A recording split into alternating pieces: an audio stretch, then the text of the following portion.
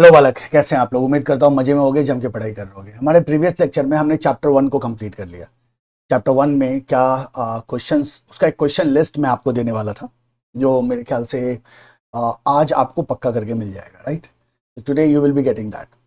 Chapter 1 में हमने देखा था कि कुछ इंपॉर्टेंट एस्पेक्ट हैं जहाँ से एग्जामिनेशन में क्वेश्चंस आते हैं और रिपीटेडली क्वेश्चंस आएंगे। क्या रीज़न है इसका? तो छोटा सा चैप्टर है, नंबर ऑफ कॉन्सेप्ट्स कम है, तो जाहिर सी बात है उन्हें रिपीट करना होगा। जैसे प्रोएक्टिव रिएक्टिव है तो रिपीटेशन में आता है। इंपॉर्टेंस एंड लिमिटेशंस है एसएम का, तो रिपीटेशन में आता है। फिर चले जाओ, स्ट्रैटेजिक लेवल्स हैं, रिपीटेशंस में आते हैं।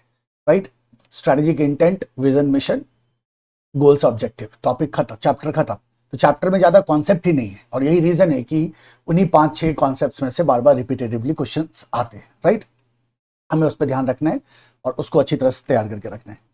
Now in this lecture we are going to start with chapter number 2। Now we know that first chapter is introduction, वहां हमने एसएम का इंट्रोडक्शन लिया था। सेकेंड चैप्टर में एनालिसिस की बात हो रही है। सेकेंड और थर्ड चैप्टर, ये 2 चैप्टर एनालिसिस को डेडिकेटेड है और दोनों ही चैप्टर बड़ा इंपॉर्टेंट है। खास करके अगर उन्हें ट्विस्ट करना हो क्वेश्चन को तो वो क्या करेंगे, अगर उन्हें एफएमएसएम में बच्चों को परेशान करना हो तो वो क्या करेंगे, वो सेकंड और थर्ड चैप्टर का इस्तेमाल कर सकते हैं कुछ ऐसे केसेस बनाने के लिए जो केसेस बहुत ही डिफिकल्ट होते हैं सॉल्व करना। हालांकि जहां जहां आंसर लिख के तो आते हैं बहुत सारे बच्चे, बट वो मार्क्स नहीं आते ना। So that what we have to take care of in these 2 chapters. तो मैं कोशिश करूंगा कि मैं आपको डेप्थ तक ले जाऊं, बट क्योंकि ये फास्ट ट्रैक है तो थोड़ा सा लिमिटेशन है, बट डोंट वरी, है ना, we will be covering everything. Let's start with the chapter. Chapter 2 is about strategic analysis. And first of all, we are doing the analysis of external environment. Once we are done with the external environment, then we will be doing the internal environment in chapter number 3. So this chapter is about external environment. ये किसकी बात कर रहा है? External environment की बात कर रहा है। Now we know that, और हमने फर्स्ट चैप्टर में बहुत अच्छी तरह से इस बात को समझा था कि whenever we have to formulate strategy, we analyze our environment. Environment का मतलब क्या होता है? अगर मान लो एग्जाम में क्वेश्चन आ जाए, what do you mean by environment? से आएगा नहीं, बोर्ड का एग्जाम नहीं है, बट आ गया तो क्या बोलोगे? Environment is nothing with the surroundings of anything is called as its environment. आपका एनवायरमेंट क्या है? आपके सराउंडिंग्स। आप कितने अच्छे लोगों के साथ उठते बैठते हो ना, वो आपका क्या बताता है? एनवायरमेंट बताता है। आपका सर्कल आपका एनवायरमेंट बताता है। ठीक है, आपके आसपास की चीजें, इसमें लिविंग एंड नॉन लिविंग दोनों तरह की चीजें आ जाती है, ये सब मिलकर आपका एनवायरमेंट बनाती है। Exactly in the case of business, जो सराउंडिंग्स ऑफ बिजनेस है हम उसको उसका एनवायरमेंट कहते हैं। सराउंडिंग्स को पढ़ना जरूरी है, सराउंडिंग्स को समझना जरूरी है। क्यों समझना जरूरी है? तो हम चार्ल्स डार्विन साहब की बात करते हैं। चार्ल्स डार्विन साहब की बात करते हैं। पता है, ये इन्होंने कुछ ऐसी बात कह दी ना कि इनको गली मोहल्ले के बच्चे पत्थर मारने लगे थे। बोले सर ऐसा कैसे हो गया? इतने बड़े आदमी हैं, इनका नाम हम पढ़ रहे हैं, इनकी थियरीज पढ़ी जाती है, दुनिया भर में लोग इसको जानते हैं। कौन नहीं जानता चार्ल्स डार्विन को? तो इन्हें पत्थर क्यों मारा गया था? तो इन्होंने एक बात कह दी, इन्होंने कह दी हमारे पूर्वज बंदर थे, है ना। अच्छा, जैसे इन्होंने कहा हमारे पूर्वज बंदर थे तो लोगों को लगा उधर यूएस वगैरह में कि भाई ये कह रहा है कि हमारे जीसस क्राइस्ट बंदर थे ना, दिस इज रॉन्ग। राइट, तो उनका बड़ा बहुत जबरदस्त अपोज मिला उन्हें, शुरू में बहुत ज्यादा क्रिटिसिज्म उन्हें झेलना पड़ा ये बात कहने के लिए। So exactly what he was trying to say, he gave the theory of evolution कि किस तरह से हम इवॉल्व हुए हैं। और उनका एक बड़ा ही इंपॉर्टेंट कॉन्सेप्ट है जो हमें समझ के रखना है, that is the survival of fittest. मेरे ख्याल से आपके दिमाग में आ गया होगा अब तक, सर्वाइवल ऑफ फिटेस्ट। क्या कहा उन्होंने? कि भाई ये इवोल्यूशन का प्रोसेस है, वही सर्वाइव करता है जो फिट होता है। आप कितने स्ट्रांग है ना, इससे कोई फर्क नहीं पड़ता आपके सर्वाइवल का। सर्वाइव वही करेगा जो क्या होता है? फिट होता है। फिट होने का मतलब क्या है? फिट होने का मतलब है बदलते एनवायरमेंट के हिसाब से अपने आप को बदलते रहना।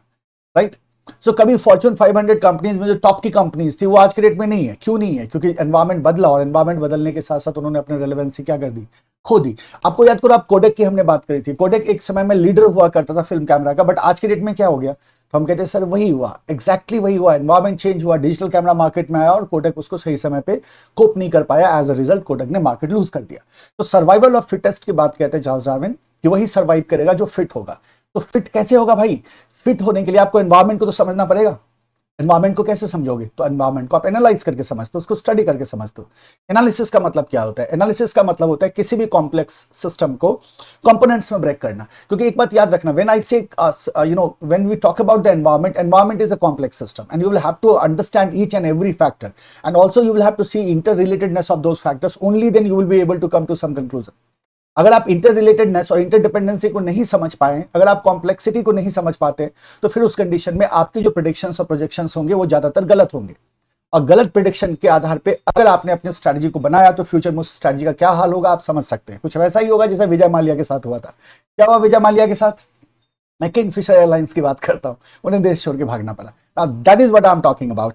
तो we see that the environment we have to study. तो हम क्या करते हैं? एनवायरमेंट का एनालिसिस करते हैं। एनालिसिस करने का मतलब हम इसको कंपोनेंट में ब्रेक करते हैं, हर एक कंपोनेंट को स्टडी करते हैं, उसके बीच का इंटर रिलेटेडनेस और इंटरडिपेंडेंसी को समझते हैं। इसी को एनालिसिस कहा जाता है। स्टडी करते हैं, इवैल्यूएट करते हैं।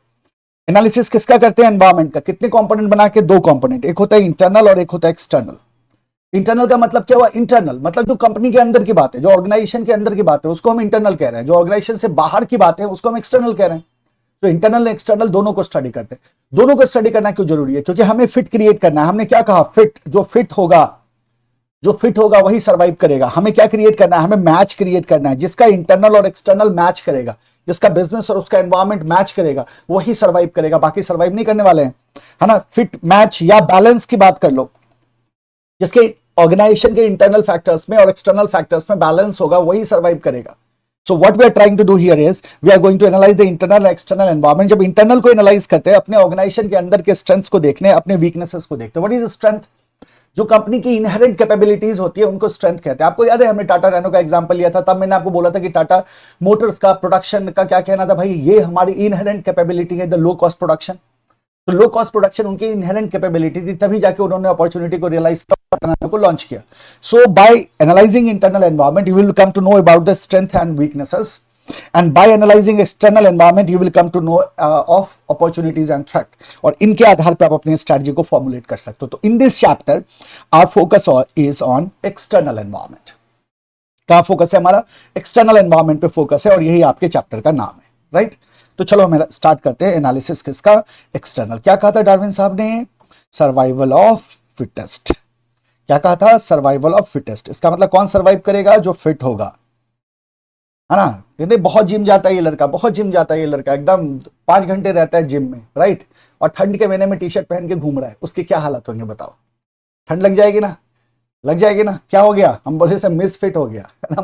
मौसम ठंडा है और ये लड़का टी शर्ट पहन के घूम रहा है, तो ठंड तो लगनी थी। So that what we are talking about, creating a fit. So let's talk about the strategic analysis, है ना। आपको याद है मैंने कहा था जब आप स्ट्रेटजी फॉर्मुलेशन की बात करते हो तो स्ट्रेटजी फॉर्मुलेशन में गट फील का, ओपिनियन की कोई जगह नहीं होती। हमने कहा था ओपिनियन बायस्ड होता है, ओपिनियन बायस्ड होता है। इवन आपका ओपिनियन भी बायस्ड हो सकता है। आप देखोगे डिफरेंट सिचुएशंस में, जैसे देखो मतलब पढ़ाई करनी है, ठीक है, पढ़ाई करनी है, मुझे पता है पढ़ाई करनी है, बट हम कहते हैं कोई बात नहीं, इट्स ओके, अगर मैं अभी नहीं भी पढ़ता हूं तो मैं बाद में पढ़ सकता हूं।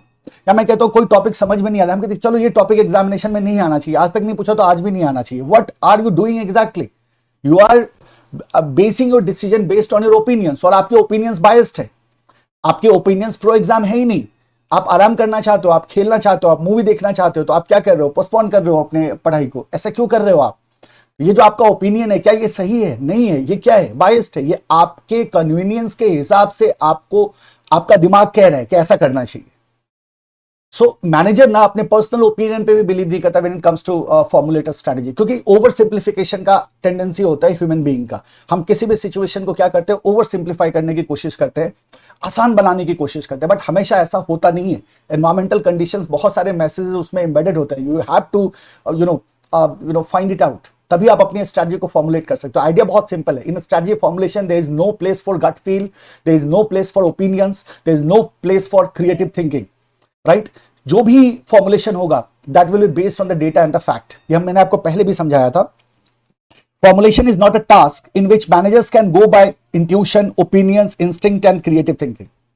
तो आप इंट्यूशन, ओपिनियन, इंस्टिंक्ट और क्रिएटिव थिंकिंग के आधार पर स्ट्रेटजी को फॉर्मुलेट नहीं कर सकते। स्ट्रेटजी हमेशा फैक्ट बेस्ड होता है, इंफॉर्मेशन बेस्ड होता है। Judgement about what strategy to pursued need to flow directly from analysis of the firm's environment. तो आप कौन सी स्ट्रेटजी परसू करने वाले हैं, फॉलो करने वाले हैं, अप्लाई करने वाले हैं, ये कहां से पता चलेगा आपको? या ये कहां से फ्लो होता है? Directly from the analysis. From analysis you will come to know about your strategy. Analysis of external environment and its internal resources and capabilities means internal environment. तो क्या बोलोगे आप? क्या स्ट्रेटजी को gut feel, intuition, opinions, creative thinking के आधार पर बनाया जा सकता है? बोला कभी मत बनाना, गड़बड़ हो जाएगा, क्योंकि स्ट्रेटजी फैक्ट बेस्ड होता है। स्ट्रैटेजी डेटा बेस्ड होता है, तो डेटा और फैक्ट कहां से आएगा? तो आपका जवाब होगा एनालिसिस से, इसलिए तो हम एनालिसिस करते हैं। Environmental scanning is a natural and continuous activity for every business, and some do it on an informal basis while others have a formal structure to collect meaningful information. अब हर एक company के अपने resources है, अपना size है, nature है, accordingly they behave. कुछ के पास इनफॉर्मल वे होता है when they have to formulate a strategy, और sometime they do the scanning, some have very structural method of scanning and it goes continuously. याद रखना है, scanning is a continuous process. ये कैसा प्रोसेस है? ये कंटिन्यूअस प्रोसेस है, ये लगातार चलने वाला है। Why we have to keep it continuous? हमने कहा था सर एसएम का प्रोसेस ही कंटिन्यूअस है, because environment is changing continuously, और बहुत रैपिडली चेंज हो रहा है। अगर आज की डेट की बात करो, बहुत ही रैपिडली चेंज हो रहा है। ऐसे में अगर किसी भी कंपनी ने कंटिन्यूअस स्कैनिंग नहीं किया एनवायरमेंट का, they will miss opportunity, right? A systematic approach to environment assessment is essential for managing risk and uncertainty. So assessment gives you idea of risk and uncertainty, what is going to happen in the future. The strategic analysis is a component of business planning that has a methodical approach, makes the right resources investment, and may assist business in achieving its objectives, right? So हम जैसे मान लो, हम कहते हैं सीधी सीधी बात है, if you have to make investment in some project, if you as a business you have some surplus cash with you and you have to make an investment to some project, तो क्या आप उस project की feasibility check करोगे या नहीं करोगे? क्या आप उस प्रोडक्ट जो भी प्रोडक्ट या जो भी प्रोजेक्ट है आपका, उसका मार्केट डिमांड क्या है, ये चेक करोगे या नहीं करोगे? आपके कॉम्पिटिटर्स कौन कौन से हैं, ये चेक करोगे या नहीं करोगे? क्या rules and regulations government impose कर रही है, क्या टैक्सेशन पॉलिसी है गवर्नमेंट का उस पर्टिकुलर सेक्टर ऑफ बिजनेस में, वो आप चेक करोगे या नहीं करोगे? करोगे ना? क्या उसके बिना आप डिसीजन ले सकते हो? सपोज एक कंपनी को 2000 करोड़ का इन्वेस्टमेंट करना था और कंपनी ने इन सारी चीजों को नजरअंदाज करते हुए इन्वेस्टमेंट कर दिया, क्या होगा उसका? क्या होगा उसका? आपके तो सर डेफिनेटली वो कंपनी लॉस बुक करेगी। आइडिया बहुत सिंपल है कि अगर आप रिस्क एंड अनसर्टेनिटी को समझना चाहते हैं, you have to do analysis. अगर आप मार्केट अपॉर्चुनिटीज को समझना चाहते हैं, you have to do analysis, right? तो आप एनालिसिस के थ्रू ही आप समझ पाते हैं कि प्रॉपर इन्वेस्टमेंट कहां होना चाहिए। एनालिसिस के थ्रू ही आप समझ पाते हैं आपकी स्ट्रेटजी क्या होगी और किस तरह से आपको आगे मूव करना है। It forces to think about the rivals and aids in the evaluation of business plan to stay ahead of the competition. तो स्ट्रेटजी, जैसे आप स्ट्रेटेजिकल अप्रोच लेते हैं ना, and you go through your environment, then you come to know you get a lot of information about your rivals. Based on that you can evaluate your project as well. तो ये कुछ fundamental facts है regarding what scanning, है ना, regarding analysis. So when it comes to analysis और scanning, दोनों को एक ही तरह से लेना, थोड़ा सा फर्क है, बट हमें जरूरत नहीं जानने की, ठीक है?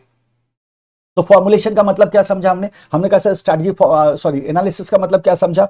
तो हम यहां से शुरू करते हैं। फाउंडेशन क्या बनाया कि जब हम फॉर्मुलेशन करेंगे तो फॉर्मुलेशन कभी भी gut feel, opinion, creative thinking, instinct के आधार पे नहीं किया जा सकता। हमें डेटा चाहिए, हमें फैक्ट चाहिए। We have to understand our environment, और वो दोनों एनवायरमेंट को समझना होगा, इंटरनल को, एक्सटर्नल को। हमें स्ट्रेंथ चाहिए, हमें वीकनेस चाहिए, हमें अपॉर्चुनिटी चाहिए, हमें थ्रेट चाहिए, तभी हम अपनी स्ट्रेटजी को फॉर्मुलेट कर सकते हैं। ये मिलेगा कैसे? आपने कहा एक जवाब है, दैट इज एनालिसिस। हम अपने एनवायरमेंट को एनालाइज करते हैं, इंटरनल एक्सटर्नल को समझते हैं, स्ट्रेंथ, वीकनेस, अपॉर्चुनिटी, थ्रेट को समझते हैं। जब हम एनालिसिस करते हैं तो ये हमें रिस्क एंड अनसर्टेनिटीज के बारे में बताता है। जब हम एनालिसिस करते हैं तो हम बहुत ही वाइज इन्वेस्टमेंट डिसीजंस ले पाते हैं। हमें पता होता है हमें किस प्रोजेक्ट में इन्वेस्ट करना है। हम अपने कंपटीशन को समझ पाते हैं, अपने कस्टमर को समझ पाते हैं, गवर्नमेंट पॉलिसीज को समझ पाते हैं, टेक्नोलॉजिकल डेवलपमेंट्स को समझ पाते हैं, एंड सो ऑन। तो अल्टीमेटली ये हमें क्या करता है? राइट पाथ पे आगे बढ़ने में हमारी मदद करता है। This is what the analysis is, right? So when it comes to strategic analysis, there are two important situational considerations. दो important situational considerations है। पहला है industry and competitive conditions. You have to analyze your industry. You have to analyze your competition. And when you say industry and competitive conditions, you are technically referring to external environment. आप किसकी बात कर रहे हो? आप external की बात कर रहे हो, because you're talking about the industry, not your own business, not your resources, capabilities, strengths and weaknesses. आप इंडस्ट्री की बात कर रहे हैं, कंपटीशन की बात कर रहे हैं, so technically it is indicating what? External. So दो इंपॉर्टेंट सिचुएशनल कंसिडरेशन है। पहला industry and competitive analysis, second analysis of own capabilities, resources, strength, weaknesses and market position. तो आपके स्ट्रेंथ क्या है, आपका वीकनेस क्या है, आपके मार्केट पोजीशन क्या है, आपके पास किस तरह के रिसोर्सेज है, आपके पास किस तरह की कैपेबिलिटीज हैं, इसको एनालाइज करना। दो सिचुएशनल कंसिडरेशन है, एक एक्सटर्नल है, एक इंटरनल है। दो सिचुएशनल कंसिडरेशन है, एक एक्सटर्नल है, एक इंटरनल है। एक्सटर्नल को यहां हमने क्या बोला? Industry and competitive conditions. Internal को क्या बोला? Capabilities, resources, strength, weakness, market position etcetera. So this is referring to what? Internal. सो अगर टू सिचुएशनल कंसिडरेशंस आपसे पूछ दिया जाए ना तो इंटरनल एक्सटर्नल मत लिखना।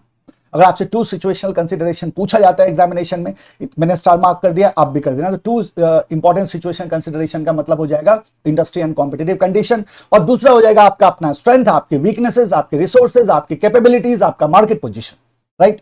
That is your analysis. देखो क्या होता है, हमने अपने current vision, mission, goal, strategies है हमारे पास, we do the external analysis and the internal analysis, right? External analysis करते हो, then you identify opportunities and threat. Internal से you identify strengths and weaknesses. यही आपका एनालिसिस का रिजल्ट है। देखो एरो इस तरफ है ना, यही आपका एनालिसिस का रिजल्ट है, और इसी के आधार पे आपका स्ट्रेटजी क्या होता है, फॉर्मुलेट होता है। This is what the framework is. The analytical sequence is from strategic appraisal of the external and internal situation to evaluation of alternative of strategies to the final choice of strategies. Sequence वो आपसे पूछेंगे नहीं, अगर पूछते हैं तो फिर वही होगा जो मैंने शुरू में ही आपसे कह दिया था। हालांकि मैंने क्या कहा था, अलग अलग जगह अलग अलग तरह से डेफिनेशन दिया हुआ है, बट आपको प्रोसेस हमेशा ऐसे ही रखना है। सबसे पहले एनालिसिस, फिर फॉर्मुलेशन, फिर इंप्लीमेंटेशन, फिर control. Analysis, formulation, implementation, control, because without analysis you can not do the formulation. Analysis हमने किया, एनालिसिस करके स्ट्रेंथ, वीकनेस, अपॉर्चुनिटी, थ्रेट को फाइंड आउट किया। इसके बाद हम जाते हैं फॉर्मुलेशन पे। जब स्ट्रैटेजी फॉर्मुलेशन होता है 3 स्टेप में होता है, जनरेट, इवैल्यूएट, सेलेक्ट। याद रखना है इसको, क्या बोलोगे, generate, evaluate, select, generate, evaluate, select, generate, evaluate, select. Generate का मतलब पता है क्या होता है, ऑल्टरनेटिव स्ट्रेटजीज को क्रिएट करना, कि मेरे पास क्या क्या ऑप्शन है। आपने कहा option A, option B, option C, मान लो 3 ऑप्शन आपने क्रिएट किए, इसको कहते हैं जनरेट करना। फिर हम इवैल्यूएट करते हैं, वी इवैल्यूएट दोज ऑप्शंस, उनमें से बेस्ट ऑप्शन मेरे लिए क्या होगा, बताओ कैसे इवैल्यूएट करोगे। मान लो आपको गोवा जाना है, and suppose you are in Delhi, आपको दिल्ली से गोवा जाना है, ठीक है। मैं आपसे कहता हूं कि क्या स्ट्रैटेजी है तुम्हारे, how you are going to go from Delhi to Goa, तो आप कहते हैं वैसे ये स्ट्रैटेजी नहीं होता, बट ठीक है, क्या आपका प्लान ऑफ एक्शन है। आपने कहा सर मेरे पास 3 ऑप्शन है, option A by air, option B by train, option C by road. आपके पास 3 ऑप्शन है, आप एरोप्लेन से जा सकते हो, आप ट्रेन से जा सकते हो, आप बाय रोड जा सकते हो। अब मैंने कहा कि भाई इसको इवैल्यूएट करो और इसमें से बेस्ट क्या होगा ये बताओ। इसका इवैल्यूएशन आप कैसे करोगे, आप बोलोगे सर अब मेरे को ना अपने रिसोर्सेज को देखना होगा। तो मेरे पास 2 रिसोर्सेज हैं जो इंपॉर्टेंट है, जो मेरे डिसीजन को गवर्न करेंगे। मैंने पूछा क्या क्या, एक टाइम, एक पैसा। Time and money. अगर मेरे पास बहुत टाइम है, मेरे पास पैसे कम है, it's okay, I can go by train, लगेगा 2 दिन, कोई दिक्कत नहीं है। लेकिन अगर मेरे पास पैसे हैं और मेरे पास टाइम की कमी है, तो उस कंडीशन में मैं क्या करूंगा, मैं एयरप्लेन से जाऊंगा ताकि मैं कम समय में पहुंच जाऊं, पैसे की मुझे दिक्कत नहीं है, राइट? सो आप क्या कह रहे हो कि सर ये जो हमारे पास ऑल्टरनेटिव्स हैं, इन ऑल्टरनेटिव्स को हम इवैल्यूएट करते हैं based on our own resources. जब आपने इंटरनल एनालिसिस किया था तो you know about your strengths and weaknesses, तो उसके आधार पर उन आप ऑल्टरनेटिव्स को इवैल्यूएट करते हैं और फिर जो सबसे सूटेड ऑल्टरनेटिव होता है वो आप सेलेक्ट करते हैं।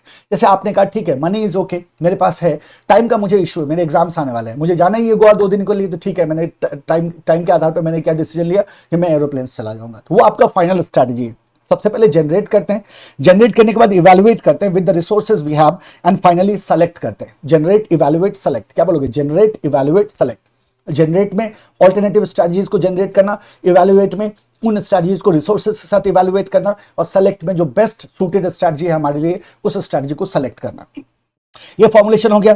फिर हम इंप्लीमेंटेशन पे जाते हैं, फिर कंट्रोल पे जाते हैं। तो यही सीक्वेंस है, हमेशा याद रखना है। सीक्वेंस क्या कहा हमने, एक्सटर्नल इंटरनल सिचुएशन को एनालाइज करना, ऑल्टरनेटिव ऑफ स्ट्रैटेजीज को इवैल्यूएट करना, और क्या कर लेना, फिर फाइनल चॉइस कर लेना। The strategic analysis is a continuous process, हमने पहले ही कह दिया, which is not without limitations, of course it has its own limitations। क्या क्या limitations है देखो, limitations of strategic analysis, single star करके रखना। एनालिसिस का सबसे बड़ा पता है क्या है, सबसे बड़ा डिमेरिट क्या है, एनालिसिस आपको ऑप्शन देता है, एनालिसिस कभी ये नहीं बताता है करना क्या है। एनालिसिस गिव्स यू ऑप्शंस, है ना।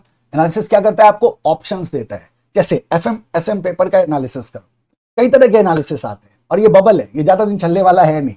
तो आप देखोगे मेजॉरिटी ऑफ एनालिसिस में पीपल एम्फसाइज ऑन एफएम, क्योंकि ये प्रैक्टिकल पेपर है, you can score very high here, and somehow कहते हैं ना सौतेले बच्चे का व्यवहार हो जाता है एसएम के साथ। आई नेवर डू दैट, है ना, मैं दोनों को प्रायोरिटी देता हूं। उसका एक सिंपल सा रीजन है, if you do the past analysis of result and the question paper, you will find that the contribution of for passing, students के पासिंग में जो कंट्रीब्यूशन है ना, दोनों का सेम होता है। देयर इज नो वे कि एक पेपर तैयार करके कोई बच्चा क्या कर ले, पास कर ले।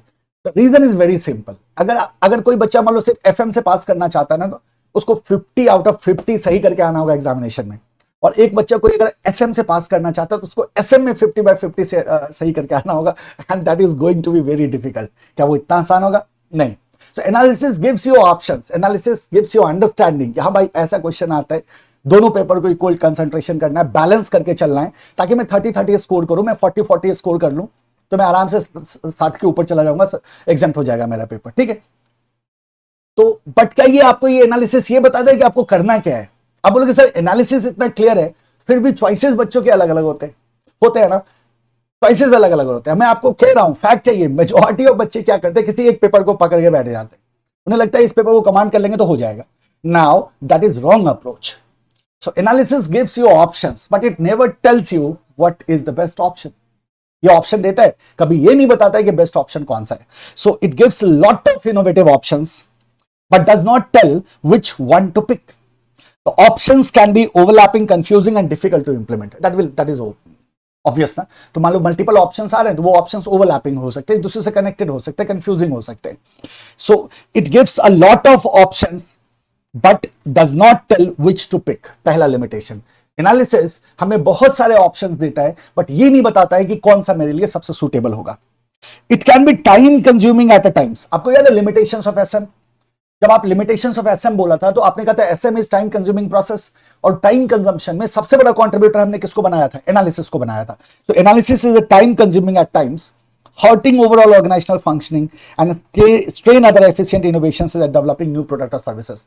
So if you are devoting more time on analysis, आपके जो other operational activities हैं वो negatively impact होंगे, that is very obvious.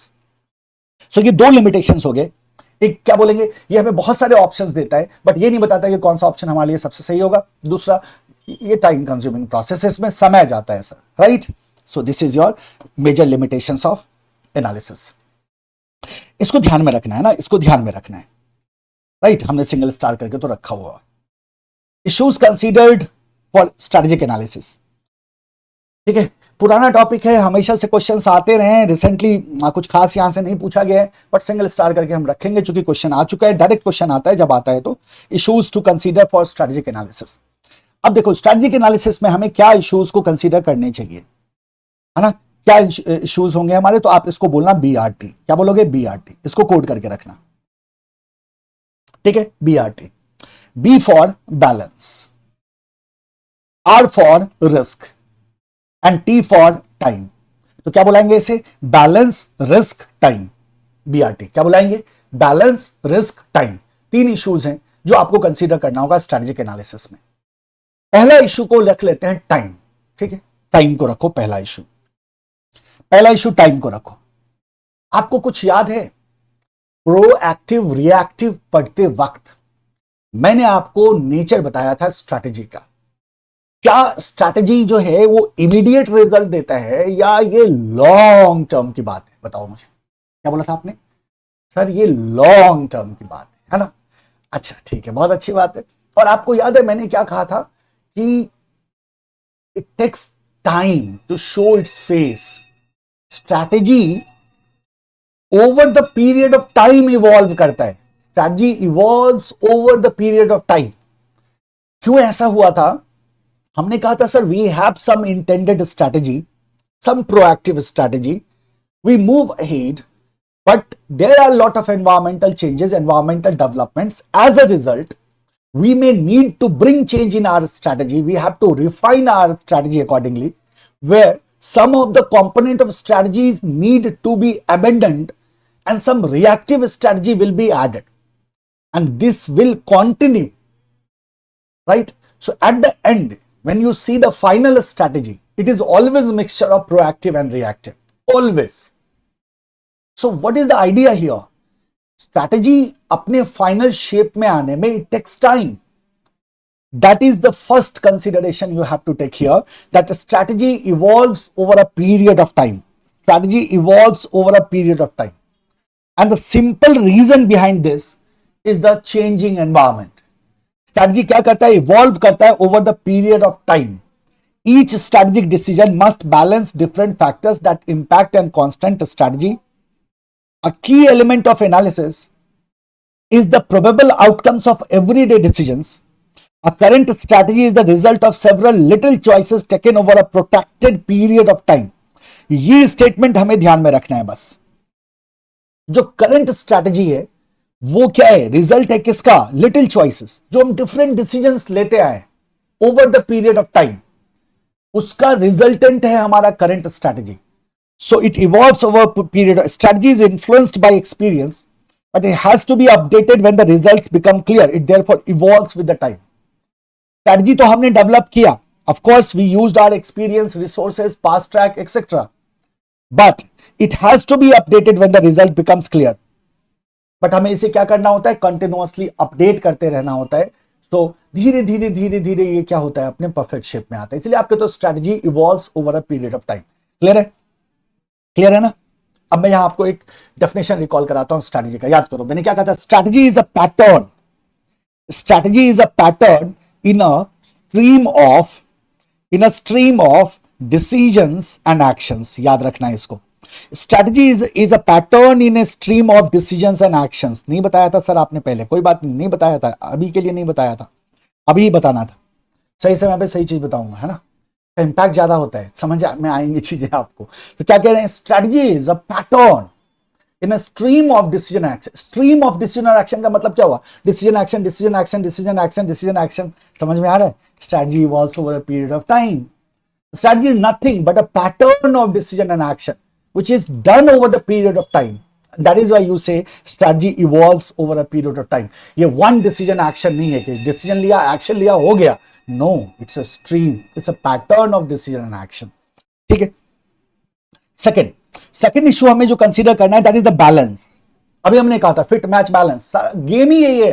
100% सारा का सारा गेम यही है. याद करो चार्ल्स डार्विन ने क्या कहा था? Survival of fittest. कौन सर्वाइव करेगा? जो फिट होगा. कौन सर्वाइव करेगा? जो स्ट्रांग होगा. अरे नहीं, वो सर्वाइव करेगा जो फिट होगा. फिट होने का मतलब क्या होना? मैच होना, बैलेंस होना, अलाइनमेंट होना, है ना? एक्सटर्नल एनवायरमेंट के हिसाब से आप अपने आप को बदलते हो. आप अपने हिसाब से एक्सटर्नल एनवायरमेंट को नहीं बदल सकते. ये भी बड़ा इंपॉर्टेंट है समझने के लिए. You can not shape your external environment.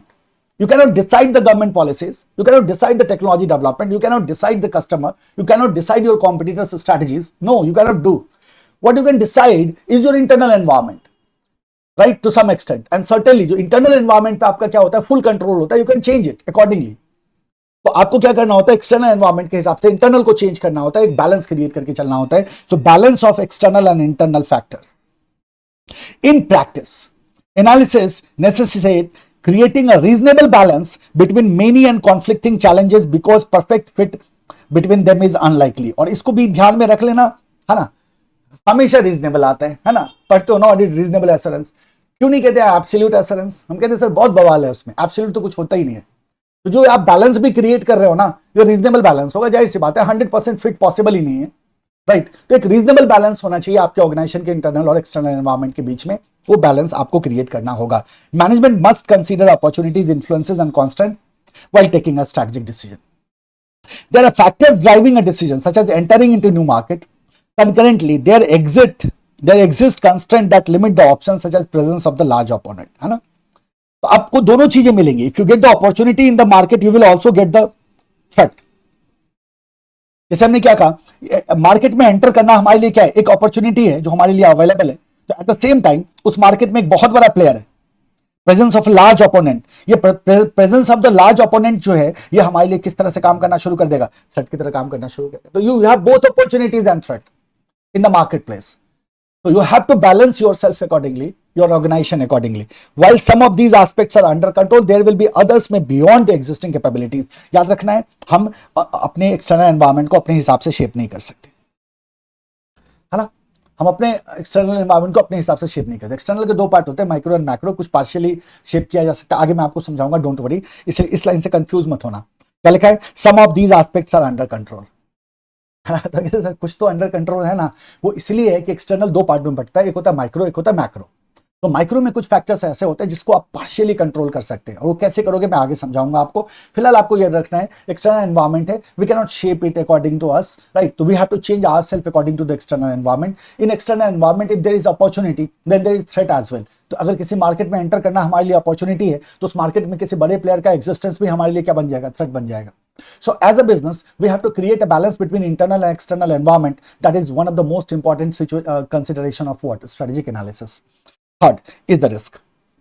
क्या कहा था हमने? तीन इश्यूज है, BRT, balance, risk and time. तो हम कहाँ आ गए, रिस्क पे आ गए। सो रिस्क की बात करते हैं। Number 3, competitive markets, liberalisation, globalisation, booms, recession, technological advancement, inter country relationship, all affect business and pose risk at a varying degree. Yes और नो? ग्लोबलाइजेशन से रिस्क होता है क्या? हाँ, ग्लोबलाइजेशन जब शुरू हुआ तो बहुत बवाल हुआ था कि डोमेस्टिक कंपनीज खत्म हो जाएंगी, डोमेस्टिक कंपनीज खत्म हो जाएंगी, है ना? याद करो, एक टाइम था जब एफडीआई की बात हुई थी मल्टी ब्रांड स्टोर में इंडिया में, तो अपोजिशन पार्टीज वगैरह ने खूब बवाल किया था कि नहीं, अगर ऐसा होगा तो इंडिया के सारे रिटेलर क्या हो जाएंगे, बंद हो जाएंगे। राइट, ऐसा होता है। जब हम रिसेशन की बात करते हैं, इकोनॉमिकल रिसेशन की बात कर रहे हैं या इकोनॉमिकल बूम की बात कर रहे हैं, तो ये रिसेशन एंड बूम किसी बिजनेस के लिए अपॉर्चुनिटी की तरह काम करता है, किसी बिजनेस के लिए थ्रेट की तरह काम करता है। That is nothing but your risk. Right, an important aspect of analysis is to identify potential imbalances और risk and assess their consequences. अब ये रिस्क पता है क्या हो जाता है, जो आपके स्ट्रेंथ के साथ मैच हो जाए ना, दैट बिकम्स द अपॉर्चुनिटी। जो मैच ना करे ना, वो रिस्क बन जाता है। वही तो हमारे लिए थ्रेट है, वही तो हमारा प्रॉब्लम है, क्योंकि वो हमारे स्ट्रेंथ के साथ मैच ही नहीं कर रहा है। अगर वो हमारे स्ट्रेंथ के साथ मैच करे ना, तो हमारे लिए तो अपॉर्चुनिटी है, क्योंकि हम अपने स्ट्रेंथ की मदद से उसको क्या कर सकते हैं, रियलाइज कर सकते हैं। लेकिन अगर वो मेरे स्ट्रेंथ के साथ मैच ही नहीं कर रहा है ना, तो उस कंडीशन वो मेरे लिए क्या हो जाएगा, रिस्क बन जाएगा। एनालिसिस आपको इन रिस्क को, इन इम्बैलेंसेस को, क्या है ये इम्बैलेंस है क्योंकि मेरे ऑर्गेनाइजेशन के साथ बैलेंस में नहीं है, इन इम्बैलेंसेस को, इश्यूज को, रिस्क को आइडेंटिफाई करने में आपकी मदद करता है। जरा देखो इस ग्राफ को। अगर हम स्ट्रैटेजिक रिस्क को देखें एक नजर, तो this is time and this is your environment, internal and external. ठीक है, टाइम में दो स्केल हो गए, short term and long term. Risk क्या हो सकता है, एक्सटर्नल से आ सकता है, इंटरनल से आता है। स्ट्रैटेजिक रिस्क कहां से आ सकता है, एक्सटर्नल इंटरनल से। टाइम क्या हो गया, short term and long term हो गया। देखो, अगर एक्सटर्नल है, ठीक है, और एरर होता है आपको समझने में एक्सटर्नल एनवायरमेंट को, अगर एरर होता है आपको समझने में एक्सटर्नल एनवायरमेंट को, तो ये शॉर्ट टाइम हो गया। और अगर चेंज हो जाता है एनवायरमेंट, जिसकी वजह से आपकी स्ट्रैटेजी ही ऑब्सोलीट हो जाती है, एनवायरमेंट चेंज हुआ और आपकी स्ट्रैटेजी ही ऑब्सोलीट हो गई, तो ये क्या हो गया, लॉन्ग टाइम इंपैक्ट आपको दिखेगा। किसका है, एक्सटर्नल एंड लॉन्ग टाइम। अगर इंटरनल है और आपकी जो कैपेसिटी है वो स्ट्रैटेजिक डिमांड को फुलफिल नहीं कर पा रही है, स्ट्रैटेजी को इंप्लीमेंट करने के लिए जो चीजें चाहिए वो आपके पास नहीं है, मिसमैच हो रहा है, राइट, तो ये आपका शॉर्ट टर्म हो गया, इंटरनल हो गया। और अगर इनकंसिस्टेंसीज डेवलप हो जाती हैं इसकी वजह से, चेंज की वजह से, तो फिर वो आपका क्या हो जाएगा, लॉन्ग टर्म हो जाएगा। तो अब इसको ध्यान में कैसे रखना है आपको, classification of the strategic risk. अगर ये क्वेश्चन आता है ना एग्जामिनेशन में, तो क्या इसको ग्राफ को रट के जाओगे, बिल्कुल नहीं। क्लासिफिकेशन ऑफ रिस्क को आपको कैसे ध्यान में रखना है, स्ट्रैटेजिक रिस्क का क्लासिफिकेशन कैसे होता है, तो आपने कहा देखो, स्ट्रैटेजिक रिस्क जो होता है ये एक्सटर्नल से भी आ सकता है, इंटरनल से भी आ सकता है। और जब हम टाइम के स्केल पे देखते हैं, ये शॉर्ट टर्म के लिए हो सकता है, ये लॉन्ग टर्म के लिए हो सकता है। ठीक है, अब आप दिमाग लगाओ दिमाग। दिमाग कौन सा, कितने दिमाग होते हैं इंसान के पास, पता है आपको? अरे मैंने तो बताया नहीं अभी तक आपको, एक चैप्टर भी खत्म हो गया। क्योंकि इंसान के पास होते हैं दो दिमाग, एक होता है घुटने में और एक होता है गले के ऊपर, इधर खोपड़ी में। कौन सा लगाने का, खोपड़ी वाला लगाने का, पढ़ाई में, है ना। सो पढ़ाई में आप दिमाग लगा सकते हो, बाकी स्फेयर्स ऑफ लाइफ में और भी स्किल्स की जरूरत होती है, बट पढ़ाई में तो बस यही चाहिए। तो हम क्या करेंगे, ये वाला दिमाग लगाएंगे, गले के ऊपर वाला, जो कहाँ है, खोपड़ी में है। ठीक है, घुटने वाला मत लगा देना। So external, internal, short term, long term.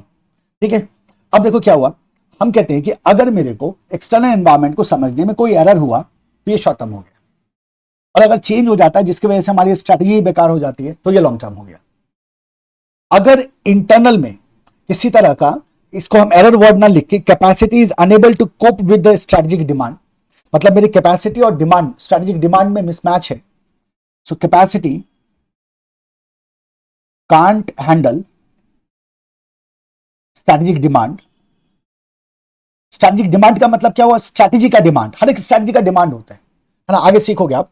Capacity can't handle demand, तो अगर कैपेसिटी स्ट्रैटेजिक डिमांड को हैंडल नहीं कर पाती है, मतलब मेरा जो स्ट्रेंथ है वो स्ट्रैटेजी के साथ मैच ही नहीं हो रहा है, तो that will be short term because we can change accordingly. और अगर ये चेंज हो जाता है हमारा internal capability, in that case inconsistency create होगा और वो क्या हो जाएगा, लॉन्ग टर्म के लिए हो जाएगा। तो error short term, change long term, error short term, change long term, both for external and internal. इसको ध्यान में रखना, इसको ड्रॉ कर लो, इसको एक बार पढ़ के चले जाना, एग्जामिनेशन में क्वेश्चन आएगा तो आप आसानी से डील कर लोगे, और थ्योरी को एक बार पढ़ लेना, that's it. This is broad classification of risk. देखो, अब इसी का थोड़ा सा इलैबोरेटेड फॉर्म है। This is your strategic analysis. आपके पास एक्सटर्नल एनालिसिस होता है, इंटरनल एनालिसिस होता है। एक्सटर्नल से you get opportunity threat, internal से यू गेट स्ट्रेंथ वीकनेस, और इसके आधार पे आप क्या करते हो, स्ट्रैटेजी का फॉर्मुलेशन करते हो। क्या बोला था मैंने, आइडेंटिफाई ऑल्टरनेटिव, है ना, generate, select strategy, generate, evaluate and select, ये कहा था ना हमने। और फिर हम इंप्लीमेंट करते हैं, और फिर हम क्या करते हैं, रिव्यू करते हैं, मतलब इंप्लीमेंटेशन के बाद कंट्रोल लगाते हैं। ये आपका पूरा का पूरा प्रोसेस है। एक्सटर्नल में क्या क्या आता है, जैसे कस्टमर हो गया, कॉम्पिटिटर हो गया, मार्केट हो गया, एनवायरमेंट हो गया।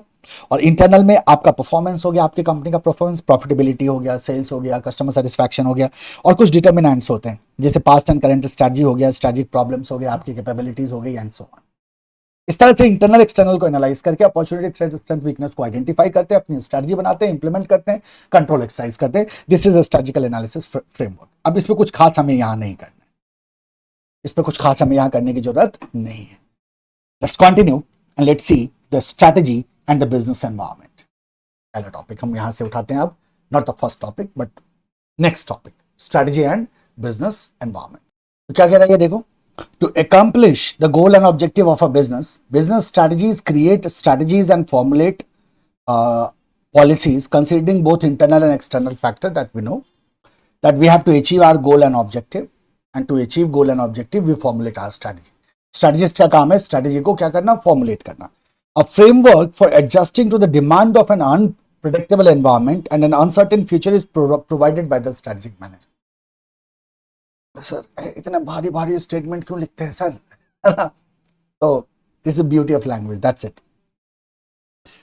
एसएम आपको एक फ्रेमवर्क प्रोवाइड करता है कि आप अपने बदलते एनवायरनमेंट के हिसाब से अपने आप को क्या कर सकते हो, एडजस्ट कर सकते हो। अभी तक तो यही बोलते आए भाई। तो एनवायरनमेंट हो गया, you have the your management, your resources, and this is your strategy, so you keep adjusting it. The business environment is highly dynamic and continuously evolving.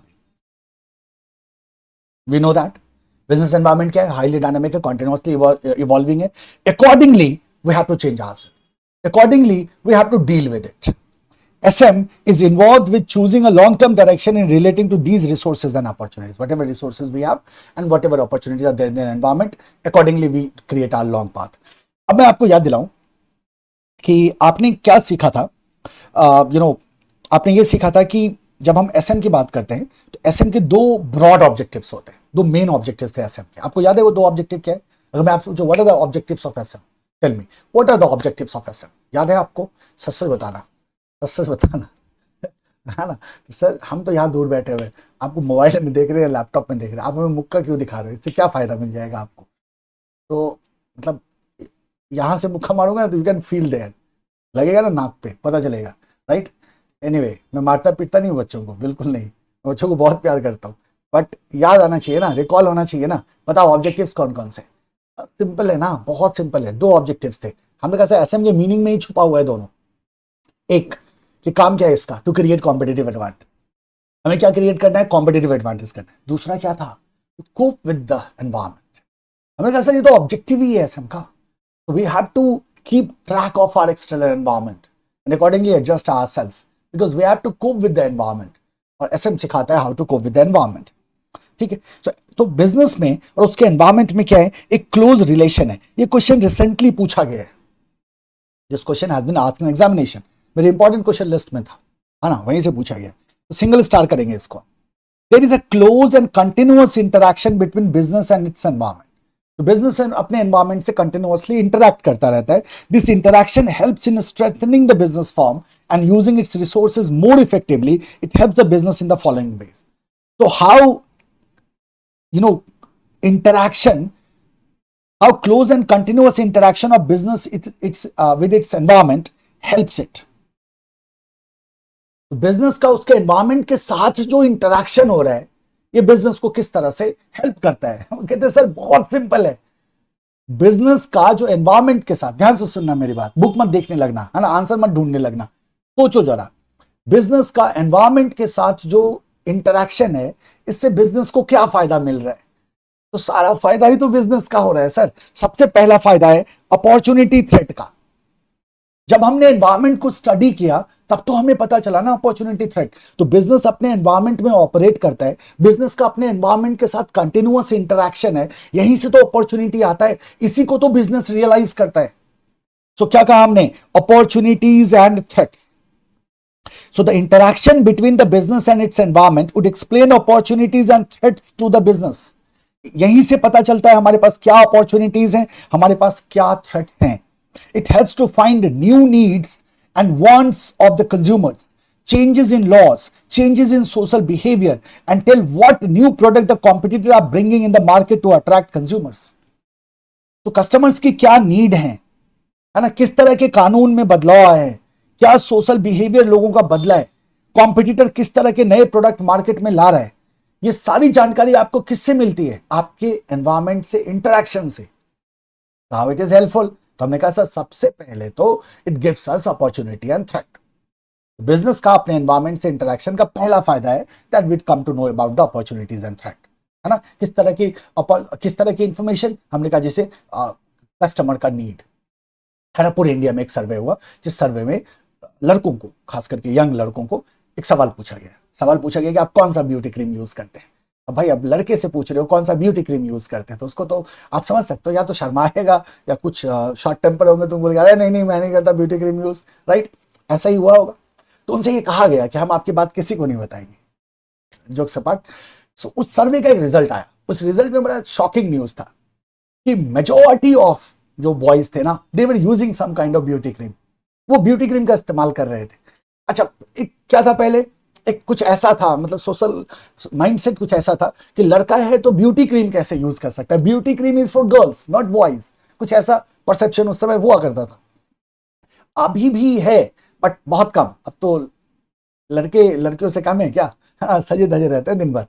Anyway, सो क्या रिजल्ट आया कि मेजॉरिटी ऑफ लड़के क्या कर रहे थे, ब्यूटी क्रीम यूज कर रहे थे. और उससे पता है, उससे भी बड़ा सरप्राइजिंग रिजल्ट क्या आया था. फर्दर एनालिसिस में पता चला कि वो जो मेजॉरिटी ऑफ बच्चे, जो लड़के थे जो ब्यूटी क्रीम यूज कर रहे थे, उसमें से जो मेजॉरिटी ऑफ लड़के थे वो फेयर एंड लवली यूज कर रहे थे. अच्छा, फेयर एंड लवली उस समय एक्सक्लूसिवली, आज भी है ना, फेयर एंड ग्लो हो गया ना, तो आज भी एक्सक्लूसिवली ब्रांडिंग की जाती है लड़कियों के लिए. वो लड़के क्यों यूज कर रहे थे, क्योंकि लड़कों की एक नीड थी, जो नीड छुपी हुई थी, उसको कहते हैं लेटेंट नीड. क्या कहते हैं, लेटेंट नीड, हिडन नीड. और जो एड्रेस नहीं हो रहा था, और जो कुछ प्रोडक्ट थे भी वो बहुत एक्सपेंसिव थे, सबके पॉकेट की बात नहीं थी. तो इसी लेटेंट नीड को समझने के बाद इसको एड्रेस करने के लिए फेयर एंड हैंडसम लॉन्च हुआ था. अब लड़कों से मेरी विनती है, बुरा मत मानना, ब्यूटी क्रीम आप ऐसे यूज तो करते हो, है ना, बुरा भी मानोगे तो क्या बात है. सो लेटेंट नीड था, इसको एड्रेस करने के लिए क्या आया, फेयर एंड हैंडसम आया. तो आइडिया बहुत सिंपल है. ये कैसे पता चला सर, इतना बड़ा अपॉर्चुनिटी. हम कहते हैं हाँ, ये कैसे पता चला, interaction with the environment. It gives us the opportunity and threat available in the environment. Second, give direction for growth. क्या देता है आपको, ग्रोथ के लिए डायरेक्शन दे देता है. The interaction with the environment enable the business to identify the areas for growth and expansion for of their activities, है ना. हमने कहा कि डेटा सेंटर बना रहा है रिलायंस एआई का. क्यों बना रहा है, एआई का डेटा सेंटर क्यों बना रहा है, बताओ मेरे को, क्यों बना रहा है. हम कहते हैं सर यही है फ्यूचर, है ना. So certainly this is the new development. Every company will have to come here.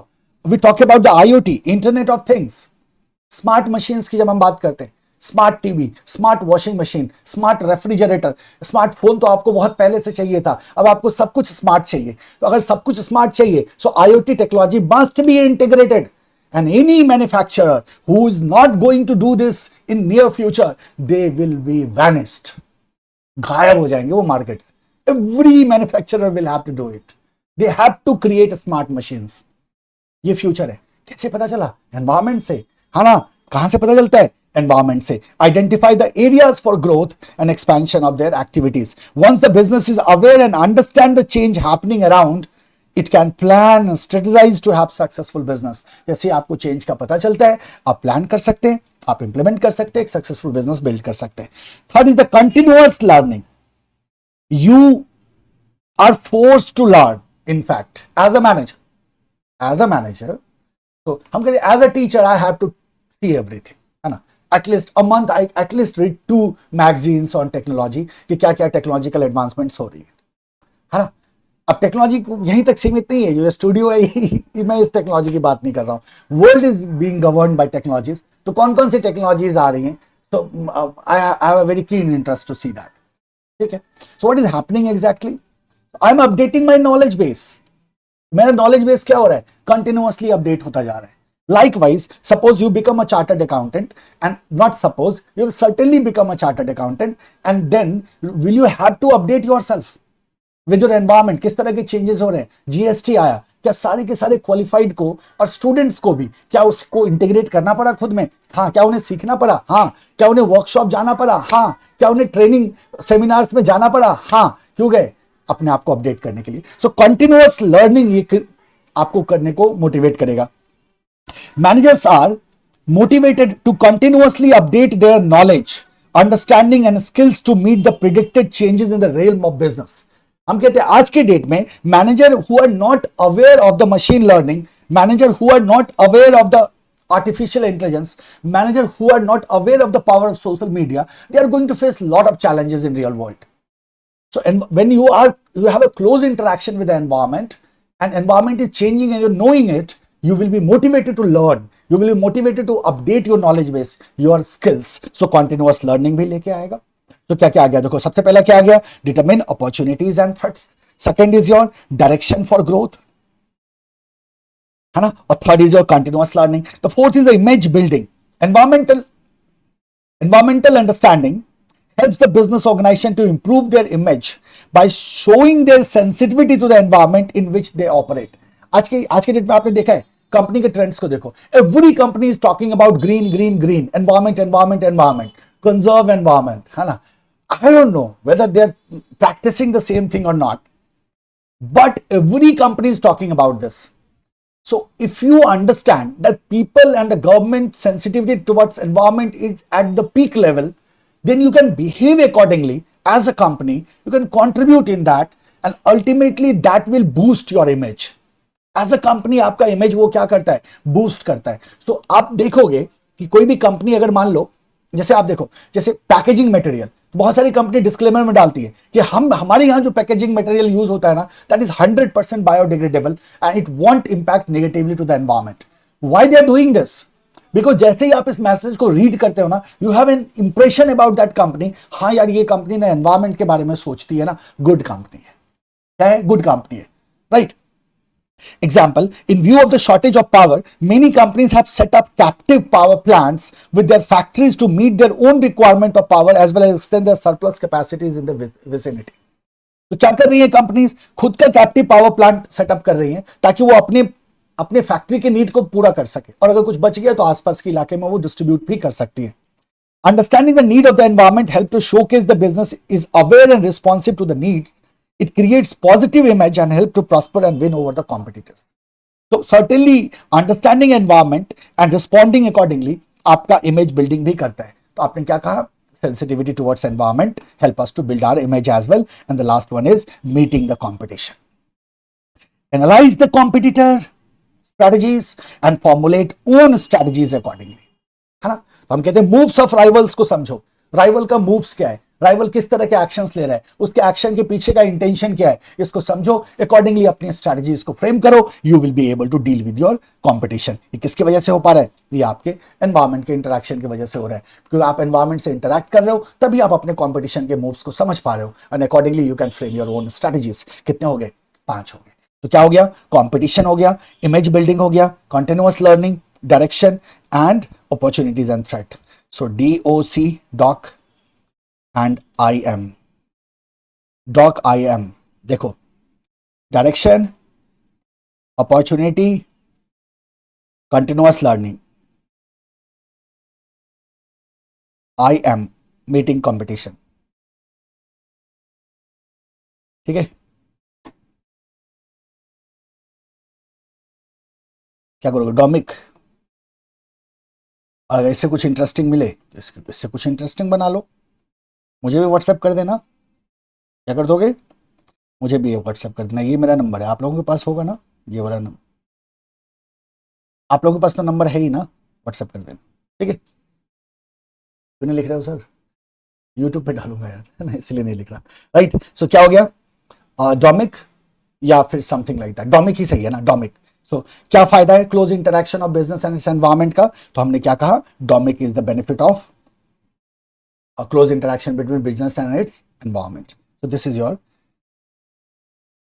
interaction. ठीक है. That's it. बस इंपॉर्टेंट क्वेश्चन वहां वो बनता है। आ जाओ अब अपने environment. Now we are going to study the component. ये आपके फंडामेंटल्स थे जो आपके क्लियर हो गए, ठीक है। आपने एनालिसिस को देख लिया बहुत अच्छी तरह से, राइट।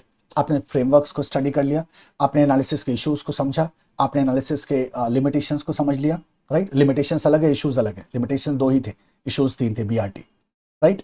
इसके बाद आपने देखा कि बिजनेस का जो क्लोज इंटरेक्शन है इसके एनवायरमेंट के साथ, इससे बिजनेस को क्या फायदा मिलता है। ये सारे टॉपिक्स आपके कवर हो गए। Now we can talk about the components of the environment.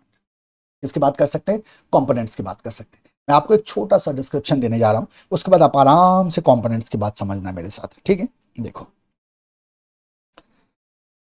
So we have the business, so we have the business in centre.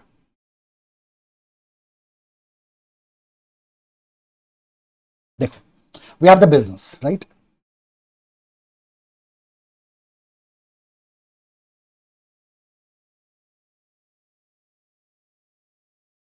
तो ये हमारा क्या हो गया, दिस इज आवर बिजनेस,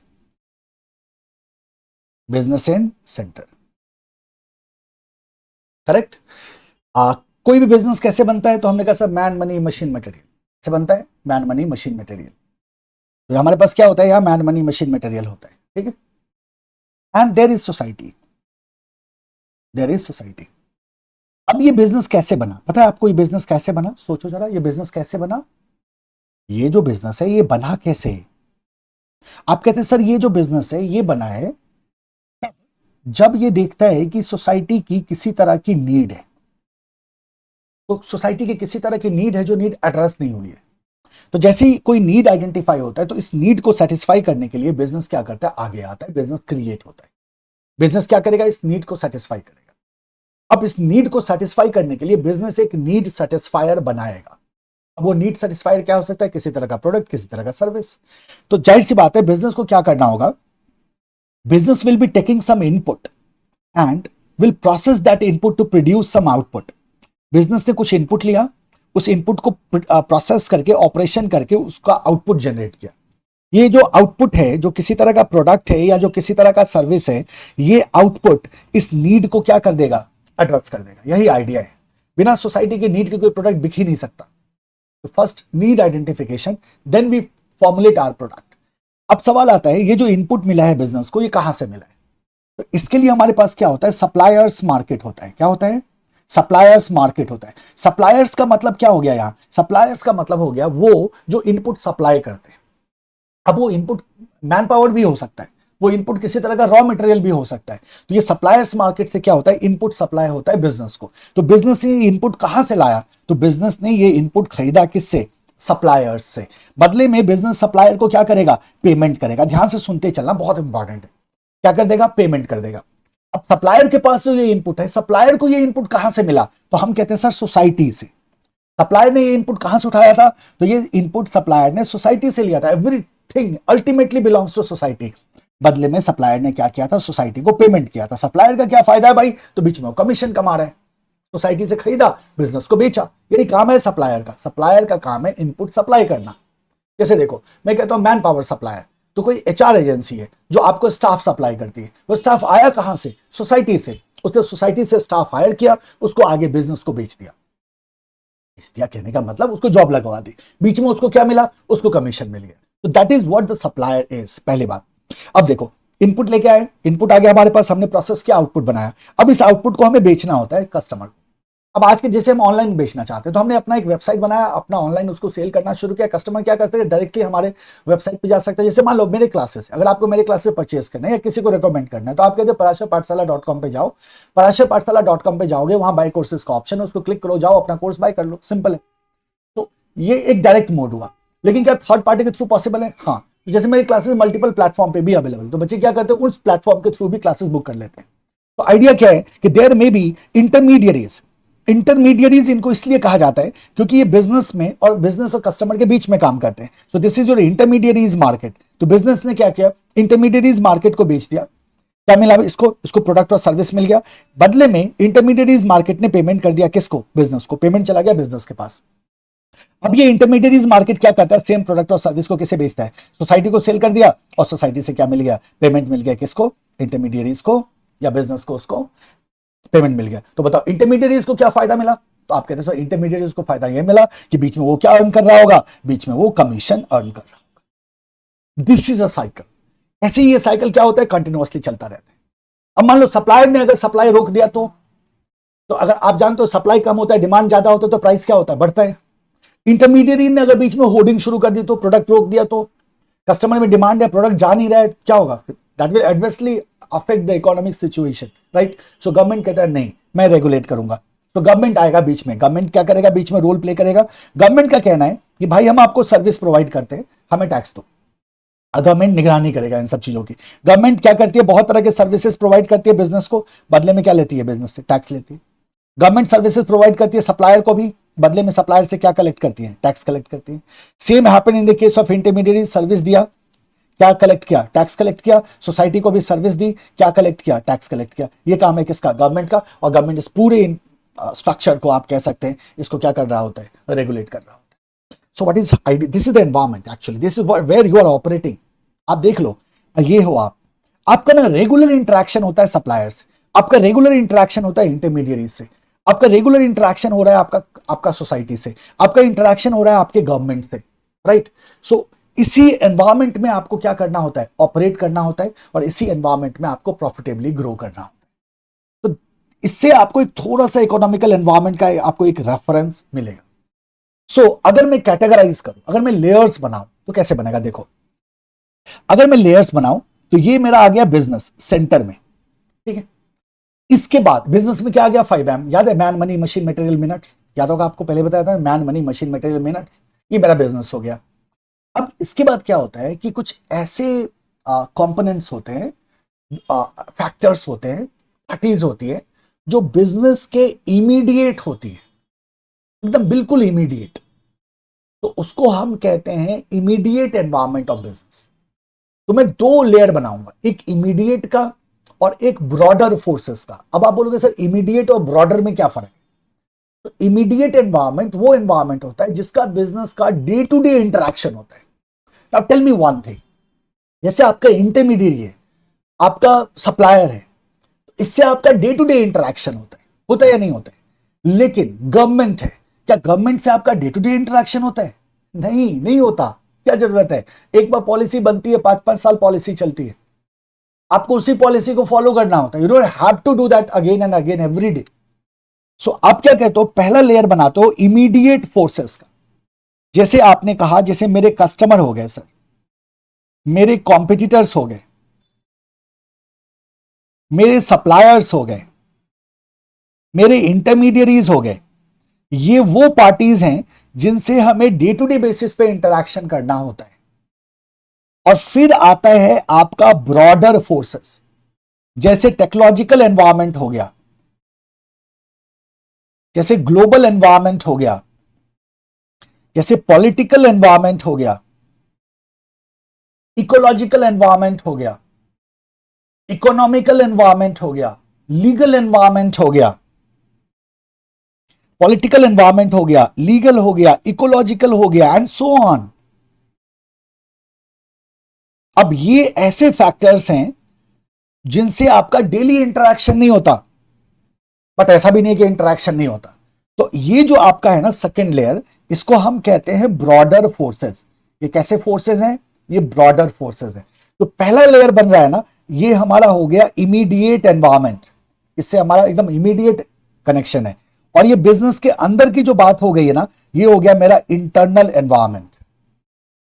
अब सुनो, ये जो आपका ब्रॉडर फोर्सेस है ना, इसको आप बुलाते हो macro environment, macro, bigger one. और ये जो आपका इमीडिएट एनवायरनमेंट है ना, इसको आप बुलाते हो माइक्रो एनवायरनमेंट, स्मॉलर वन। तो मैक्रो एंड माइक्रो, ठीक है। और फिर आपका आता है इंटरनल। अब ये जो माइक्रो एंड मैक्रो है ना, ये दोनों मिलके बनाता है आपका एक्सटर्नल एनवायरनमेंट। मुझे बोलने की जरूरत नहीं, आप खुद देखो ना, बिजनेस से बाहर की बात है। पहला लेयर, दूसरा लेयर, बिजनेस के बाहर ये लेयर्स, ये दोनों मिलके क्या बनाते हैं, एक्सटर्नल एनवायरनमेंट। तो अगर मैं एनवायरनमेंट को देखूं तो मैं कहता हूं सर ये होता है इंटरनल, ये होता है एक्सटर्नल। और एक्सटर्नल के दो पार्ट होते हैं, एक होता है माइक्रो, एक होता है मैक्रो। जहां माइक्रो कैसा होता है, माइक्रो मेरा इमीडिएट एनवायरनमेंट है, जबकि मैक्रो कैसा है, मैक्रो मेरे ब्रॉडर फोर्सेस हैं। माइक्रो माइक्रो क्या है, इमीडिएट है, जबकि मैक्रो क्या है, broader forces. I hope it is clear. इसी एनवायरमेंट में आपको ऑपरेट करना होता है, इसी के साथ आपका क्लोज रिलेशन है, इसी के साथ आपका एक्सचेंज होता है, इंफॉर्मेशन का एक्सचेंज होता है, रिसोर्सेज का एक्सचेंज होता है, पावर का, इन्फ्लुएंस का एक्सचेंज होता है। तो that exchange will always continue. So इसी को हमें देखना है, क्योंकि ये चैप्टर जो है आपका डेडिकेटेड है एक्सटर्नल को लेके। So you will be seeing external environment. आप क्या देख रहे होगे, एक्सटर्नल। हेडिंग क्या है, माइक्रो एंड मैक्रो। ठीक है, आ जाओ। You will see the external environment. ठीक है, एक्सटर्नल एनवायरमेंट में देखो तो external environment can be categorised in two major type, one is micro, one is macro. Clear है। Micro is related to small area और immediate periphery of a business. Immediate periphery को हम क्या कहते हैं, माइक्रो कहते हैं। रेगुलरली एंड डायरेक्टली इंफ्लुएंस करेगा आपको। सप्लायर है, कंज्यूमर है, मार्केटिंग इंटरमीडियरीज है, कॉम्पिटिटर्स है, ये सब आपका किसका पार्ट हो जाएगा, माइक्रो का। Specific to the set business, ये बिजनेस स्पेसिफिक होता है ना। क्लियर है ना, अभी समझा था। The following issues need to be addressed within the micro और the immediate environment in which a firm operate. ठीक है, इसको सिंगल स्टार करेंगे, this might be a question. क्या क्या इश्यूज आपको एड्रेस करने होंगे। अच्छा, वो जो अभी आपने फैक्टर सीखा ना, उसी से रिलेटेड स्टेटमेंट है, ध्यान से सुनना। The employees of the firm, है ना, वो कितने कॉम्पिटेंट है, एम्प्लॉय कितने स्मार्ट है। ठीक है, आपका कस्टमर बेस क्या है, आपके पास क्या कस्टमर बेस है। ठीक है, तीसरा, आप अपने फाइनेंसेस कैसे रेज करते हो, what are your sources of finance. चौथा, आपके सप्लायर्स कौन है। ठीक है, आप किस कम्युनिटी में ऑपरेट कर रहे हो, क्या लोकल कम्युनिटी है आपका, आपका मार्केट क्या है, आपका डायरेक्ट कंपटीशन कौन है, आपके कंपटीशन कौन है। सर इसको तो अलग से तैयार करने की जरूरत ही नहीं है, बस मैं यही कहना चाह रहा हूं आपसे, SM is a beautiful subject, you have to understand it. थोड़ा सा हमारे साथ ये है कि फास्ट ट्रैक है, हमें थोड़ा तेज रहना पड़ रहा है, वरना इसी चीज को जब रेगुलर क्लास में आप लिखते हो ना मेरे साथ, तो एकदम दिमाग की बत्ती जल जाती है, सारी खिड़कियां खुल जाती है माइंड की, है ना। एनीवे, अब जरा नोटिस करो, सर अगर मुझे माइक्रो एनवायरमेंट या इमीडिएट एनवायरमेंट में कौन कौन से इश्यूज कौन कौन से इशू एड्रेस करने हैं, तो सर वो फैक्टर से रिलेटेड इश्यूज ही होंगे ना। मेरा एम्प्लॉय कितना कॉम्पिटेंट है, मेरे कॉम्पिटिटर्स कौन कौन से हैं, मेरा कस्टमर कौन है, मैं फाइनेंसेस कैसे रेस करता हूं, मेरे सप्लायर्स कौन हैं, मेरे इंटरमीडियरीज कौन हैं, यही तो सवाल होंगे। और इन सवाल को हमें क्या करना होगा, एड्रेस करना होगा। तो आपको इसको क्या करना है, इस तरह से मार्किंग करके रखना, employees, customer, finances, supplier, local community, competition. Sir मैं इंटरमीडिएट के बारे में भी लिखना चाहता हूं, लिख दो बेधड़क, कोई दिक्कत नहीं है। ठीक है, एलिमेंट्स ऑफ मैक्रो एनवायरमेंट। अब आ जाओ मैक्रो पे। तो पहला क्या हो गया, economic, socio cultural, technological, political and legal, है ना। सो यहां से बनता है पेस्टल, याद रखना है इसको, political, economical, socio cultural, technological, legal and ecological. क्या बन गया, पेस्टल फ्रेमवर्क। और पेस्टल फ्रेमवर्क की मदद से हम क्या करते हैं, एक्सटर्नल एनवायरमेंट को एनालाइज करते हैं। पेस्टल की मदद से हम एक्सटर्नल एनवायरमेंट को एनालाइज करते हैं। तो पहले हम कवर करेंगे मैक्रो। पहले कहा जाते हैं हम लोग मैक्रो पे जाते हैं। पहले किसको कवर करेंगे हम लोग, मैक्रो एनवायरमेंट को, सॉरी पहले हम किसको कवर करेंगे, मैक्रो एनवायरमेंट को हम पहले कवर। ठीक है, देखो अब मेरी बात सुनो ध्यान से। आपने कहा सर पॉलिटिकल होता है, इकोनॉमिकल होता है, सोशियो कल्चरल होता है, टेक्नोलॉजिकल होता है, लीगल होता है, इकोलॉजिकल। इकोलॉजिकल का मतलब एनवायरमेंटल, मतलब नेचुरल एनवायरमेंट से related. Political, economical, socio cultural, technological, ecological, legal. फिर से बोलो, political, economical, socio cultural, technological, ecological, legal. फिर से बोलो, political, economical, socio cultural, technological, legal, ecological. ठीक है, इसमें से इसको बाहर निकालो, ये क्या था, सोशियो कल्चरल। आपको पता है सोशियो कल्चरल एनवायरमेंट क्या होता है, जहां आप ऑपरेट कर रहे हो ना, जहां आप ऑपरेट कर रहे हो। ठीक है, मान लो मैं शर्ट्स बनाता हूँ, ठीक है, और ये शर्ट्स बनाता हूँ मैं साउथ अफ्रीका में, तो वहां गर्मी बहुत होती है। और आप देखोगे कि वहां अगर मतलब कैजुअल शर्ट्स की बात करें, तो कलरफुल शर्ट्स बहुत पसंद करते हैं लोग, और लोग क्या करते हैं, बहुत ही कलरफुल शर्ट पहनते हैं। ठीक है, एवरीबडी। आ जाओ वापस इंडिया। अब यहां जो कलरफुल शर्ट का मार्केट है ना, एक खास मार्केट है, एक लिमिटेड मार्केट है। क्या सब वो फूल पत्ती वाले शर्ट पहन के घूमते हुए दिखाई देते हैं आप? नहीं, नहीं दिखाई देते। चले जाओ यूएस, तो यूएस के लोगों का जो प्रेफरेंसेस है वो क्या है, अलग है या नहीं है? दूसरा एग्जाम्पल, सोशियो कल्चरल को समझना चाहते हो? यूएस में क्या होता है, यूएस में क्या होता है कि जब बच्चा 18 साल का हो जाता है, बालिग हो जाता है, तो वो उसमें टेंडेंसी होती है कि वो अपने माँ बाप से अलग रहे। ये नेचुरल है, ये होता है उनमें। ऐसा क्यों होता है? क्योंकि वहां का सोशियो कल्चरल सेटअप ही ऐसा है। इंडिया की बात करो, इंडिया में क्या होता है, इंडिया में बच्चा पूरी जिंदगी अपने माँ बाप के साथ रहना चाहता है। वो कभी नहीं चाहता कि 18 साल के बाद वो क्या करे, वो सेपरेट होकर रहने लगे, है ना?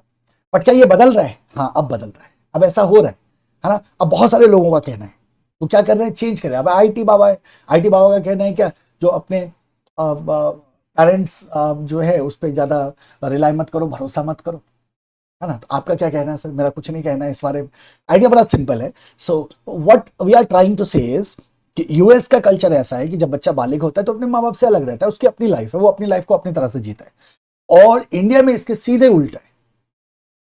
ये क्यों हो रहा है ऐसा? This is because of the socio cultural setup. तो जब आप सोशियो कल्चरल एनवायरमेंट को स्टडी करते हैं तो आपको हर एक चीज को समझना होगा, सोसाइटी का बिलीफ, सोसाइटी के प्रिंसिपल्स, है ना, लोगों का life style, you have to go through every factors. अब सोसाइटी का ही हिस्सा है पॉपुलेशन, जनसंख्या है ना, सोसाइटी में ही लोग है ना। जब हम उन लोगों के पॉपुलेशन के कैरेक्टरिस्टिक्स को स्टडी करते हैं, जब हम पॉपुलेशन के कैरेक्टरिस्टिक्स को स्टडी करते हैं ना, तो उसको कहा जाता है डेमोग्राफिक स्टडी या डेमोग्राफी। अब हमारे सिलेबस में इन्होंने क्या किया है कि डेमोग्राफिक एनवायरनमेंट को अलग से बताया है। ज्यादातर बुक्स में आपको डेमोग्राफिक अलग से दिखेगा। एक सिंपल सा रीजन ये है, it's a very important aspect to study. इसीलिए जो पहला पॉइंट है ना आपका, वो है डेमोग्राफिक एनवायरनमेंट। कंफ्यूज मत हो जाना ये आया कहां से, है ना, क्योंकि ये लिस्ट में तो था ही नहीं। देखो लिस्ट में है क्या, नहीं है ना। हम कहते सर ये तो लिस्ट में था ही नहीं, ये आया कहां से, ये क्या जादू हो रहा है? तो हम कहते नहीं, ये लिस्ट में था, छुपा हुआ था, है ना। तो हम क्या करेंगे, so now we will see the demographic environment, इसको देखेंगे। करेक्ट, चलो सबसे पहला क्या हो गया हमारा, demographic environment. Demographics are the characteristics of population. Demographics का मतलब क्या होता है, पॉपुलेशन का characteristics. Why it is important to understand, why it is important to understand the characteristics of population, क्योंकि पता है आपको इसके आधार पर यू डिसाइड योर प्रोडक्ट, इसके आधार पर you decide your target market. आप अपने टारगेट मार्केट को इसी के आधार पर डिसाइड करते हैं। जैसे देखो, जैसे हम बात करते हैं जॉनसन एंड जॉनसन। सो अगर मैं जॉनसन एंड जॉनसन की बात करूं, आप जानते हो ना जॉनसन एंड जॉनसन क्या बनाता है। सो आप कहते हो सर जॉनसन एंड जॉनसन बनाता है बेबी प्रोडक्ट्स। क्या बनाता है, बेबी प्रोडक्ट्स। और अगर बेबी प्रोडक्ट्स की बात करें, इसका मतलब ये किस आधार पे गया, तो आप कहते हो सर एज के आधार पे। इन्होंने क्या किया, पॉपुलेशन को एज के आधार पे डिवाइड किया और बच्चों के लिए क्या किया, प्रोडक्ट बनाना शुरू कर दिया। फर्स्ट क्राई की बात करो, फर्स्ट क्राई की बात करो, फर्स्ट क्राई क्या है, अगेन आप कहते हो सर एज के आधार पर उन्होंने क्या किया, अपने मार्केट को डिसाइड किया। तो डेमोग्राफिक्स जो है ना, इसके आधार पे we decide our target market, कि हमारा टारगेट मार्केट क्या होगा, राइट। जैसे मान लो टोटल पॉपुलेशन है, टोटल पॉपुलेशन को हमने क्या किया, दो पार्ट में डिवाइड कर दिया। एक को रखा मेल सेगमेंट, एक को रखा फीमेल सेगमेंट, और हमने फीमेल सेगमेंट के लिए कोई प्रोडक्ट लॉन्च कर दिया। सो नाउ टेल मी, फिर से आपने किसका यूज किया है, फिर से आपने डेमोग्राफिक का यूज किया है, बिकॉज दिस इज जेंडर। इसका मतलब आपने पॉपुलेशन को जेंडर के आधार पर बांट दिया। सो किसी भी पॉपुलेशन का जो जेंडर होता है, जो रेस होता है, जो एज होता है, एजुकेशन लेवल होता है, ये उसका हम डेमोग्राफिक्स कहते हैं। Demographics means characteristics of population, and based on the characteristics of population we decide our target market. So we have a total market, total population, then we divide the total population based on some demographic factor and then we set our target market जो हमारे लिए suitable होगा. So demographics are the characteristics of a population that have been classified and explained according to certain criteria, जैसे आप कहते हो age, gender, income, in order to understand the features of a specific group. Demographical analysis considers factors like race, age, income, education, possession of assets, house ownership, job position, region, and degree of education. Data about these qualities across homes and within a demographic variable are of importance for both business and economists. Marketers and other social scientists regularly divide a population based on their demographic makeup. हमने क्या कहा कि population को हम divide करते हैं based on demographic makeup और demographic structure and then we set our or select our target market. India has relatively younger population, इसी को डेमोग्राफिक डिविडेंड कहा जाता है. अगर आप चाइना से कंपेयर करो तो चाइना का पॉपुलेशन एजिंग पॉपुलेशन है, इंडिया का पॉपुलेशन यंग पॉपुलेशन है, इसी को कहा जाता है डेमोग्राफिक डिविडेंड. हमारे मोदी जी ने इसके बारे में भी बोला था, है ना, सभी बोलते हैं, या आज की बात नहीं है, बहुत सारे इकोनॉमिस्ट ने बोला है इसके बारे में. यंगर पॉपुलेशन, वर्किंग क्लास ज्यादा है, ऐसे समझो, काम करने वाले लोग क्या है, ज्यादा है, इसको कहा जाता है demographic dividend, right. So this is your demographic environment. आपको क्या ध्यान में रखना है, सबसे पहला ये होता क्या है, आपने कहा सर कैरेक्टरिस्टिक्स ऑफ पॉपुलेशन, जैसे कि age, religion, race, education, income, ownership of assets, right, etcetera. ये सब क्या है, ये सब कैरेक्टरिस्टिक्स ऑफ पॉपुलेशन है, इन्हीं को कहा जाता है डेमोग्राफी. इसका यूज क्या है, तो पॉपुलेशन के डेमोग्राफिक्स को समझने के बाद हम पॉपुलेशन को डिवाइड कर सकते हैं into segments and then we can decide our target segment. That is the reason strategist oftenly use demographics. Correct? Considering demographics is of immense importance for any business. Business organizations need to study different demographic factors. Particularly, they need to address following issues. अब demographics में हमारे पास दो issues हैं. Issues क्या हैं basically, आप understanding एक तरह से देखो. आपको डिफरेंट डेमोग्राफिक फैक्टर्स को समझना होगा और दो इश्यूज को पहचानना होगा. पहला तो है trend. So what demographic trend will affect the market size of the industry? इस तरह का demographic trend market size of industry को अफेक्ट करता है, राइट. जैसे आपने कहा ना यंग पॉपुलेशन या एजिंग पॉपुलेशन, अगर मैं इसका ले लूं तो ये जो ट्रेंड है, ये ट्रेंड मार्केट साइज को किस तरह से अफेक्ट करेगा. जैसे इनकम की बात करो, अब जैसे बात करो आप दूध सी सफेदी किससे आई, ज्यादा है, निर्मा से आई. निर्मा की बात करते हैं ना, हेमा, रेखा, जया एंड सुषमा, सबकी पसंद निर्मा. निर्मा ने जब अपना ब्रांड लॉन्च किया था उस समय उसका जो प्राइस था ना, वो उस समय के सबसे सस्ते प्रोडक्ट का 1/4 प्राइस था. अगर 10 रुपए का कोई प्रोडक्ट बिक रहा तो 2.5 रुपए में निर्मा ने लॉन्च कर दिया. अब आप समझ सकते हैं, इसका मतलब Nirma was relying on cost leadership strategy. इसको कॉस्ट लीडरशिप स्ट्रैटेजी कहते हैं, जब आप अपना कॉस्ट कम रखते हो और अपने प्राइस को इंडस्ट्री में सबसे कम कर देते हो. एग्जैक्टली यही अप्रोच किया था निर्मा ने, और निर्मा बहुत ही सक्सेसफुल हुई. Within 3 years 3,33,000 ton sale चला गया था निर्मा का, और रातों रात निर्मा एक स्टैब्लिश्ड ब्रांड बन गई इंडिया में, राइट. निर्मा का टारगेट सेगमेंट बहुत सिंपल क्लियर था. निर्मा एक लो इनकम ग्रुप को टारगेट कर रहे थे. निर्मा को पता था कि मुझे middle class, mid lower class को टारगेट करना है. बाकी के ऊपर के जो हाई अर्निंग के लोग हैं उनके लिए ऑलरेडी मार्केट में बहुत बड़े बड़े ब्रांड्स अवेलेबल थे. HUL की बात कर रहा हूं मैं, या PNG की बात कर रहा हूं मैं. तो what happened over the period of time, आपको 90s का लिबरलाइजेशन, प्राइवेटाइजेशन, ग्लोबलाइजेशन याद होगा. बहुत सारे इकोनॉमिकल रिफॉर्म्स आए इंडिया में, जिस इकोनॉमिक रिफॉर्म्स ने इंडिया के GDP पे इंपैक्ट किया और GDP बढ़ा. जब GDP बढ़ता है तो जाहिर सी बात है पर कैपिटा इनकम क्या होगा, बढ़ेगा. जब पर कैपिटा इनकम बढ़ा तो लोगों की एक्सपेंडिचर कैपेसिटी बढ़ गई, लोग अब ज्यादा खर्च कर सकते थे, और सोसाइटी में एक शिफ्ट देखने को मिला. तो जो मिडिल क्लास था पहले, वो मिडिल अपर में कन्वर्ट हो गया, क्योंकि उनका लिविंग स्टैंडर्ड बढ़ा, because they were earning more. इसका परिणाम क्या हुआ, इनकम लेवल बढ़ने से इसका असर कहां हुआ, देखो कि निर्मा का एक कंसिडरेबल मार्केट साइज ही शिफ्ट हो गया. एक कंसिडरेबल मार्केट साइज जो था निर्मा का, उनकी पेइंग कैपेसिटी बढ़ गई. तो जब वो ज्यादा खर्च कर सकते थे, वो सस्ता पाउडर क्यों लेते, उन्होंने कहा अब हम सर्फ एक्सेल क्यों ना लें. तो निर्मा का एक मार्केट क्या हो गया, शिफ्ट हो गया. जो मिड लोअर क्लास था वो मिडिल क्लास बना, जो मिडिल क्लास था वो मिडिल अपर क्लास बन गया. इस शिफ्टिंग की वजह से निर्मा ने क्या किया, मार्केट लूज करना शुरू कर दिया. सो दिस इज अ ट्रेंड.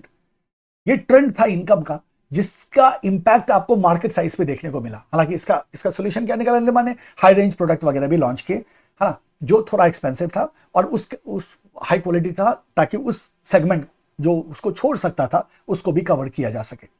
तो डेमोग्राफिक ट्रेंड आपको देखना होता है, that how these trend will affect the market size of the industry and what demographic trend represent opportunities or threats. तो ये जो डेमोग्राफिक ट्रेंड था निर्मा का, ये निर्मा के लिए क्या था, थ्रेट था, राइट. एक थ्रेट था ना कि उनका एस्टैब्लिश्ड प्रोडक्ट का मार्केट क्या हो रहा है, शिफ्ट हो रहा है, और उन्होंने इसको रियलाइज करने की कोशिश करी. किस तरह से, उन्होंने हाई एंड प्रोडक्ट को भी लॉन्च किया.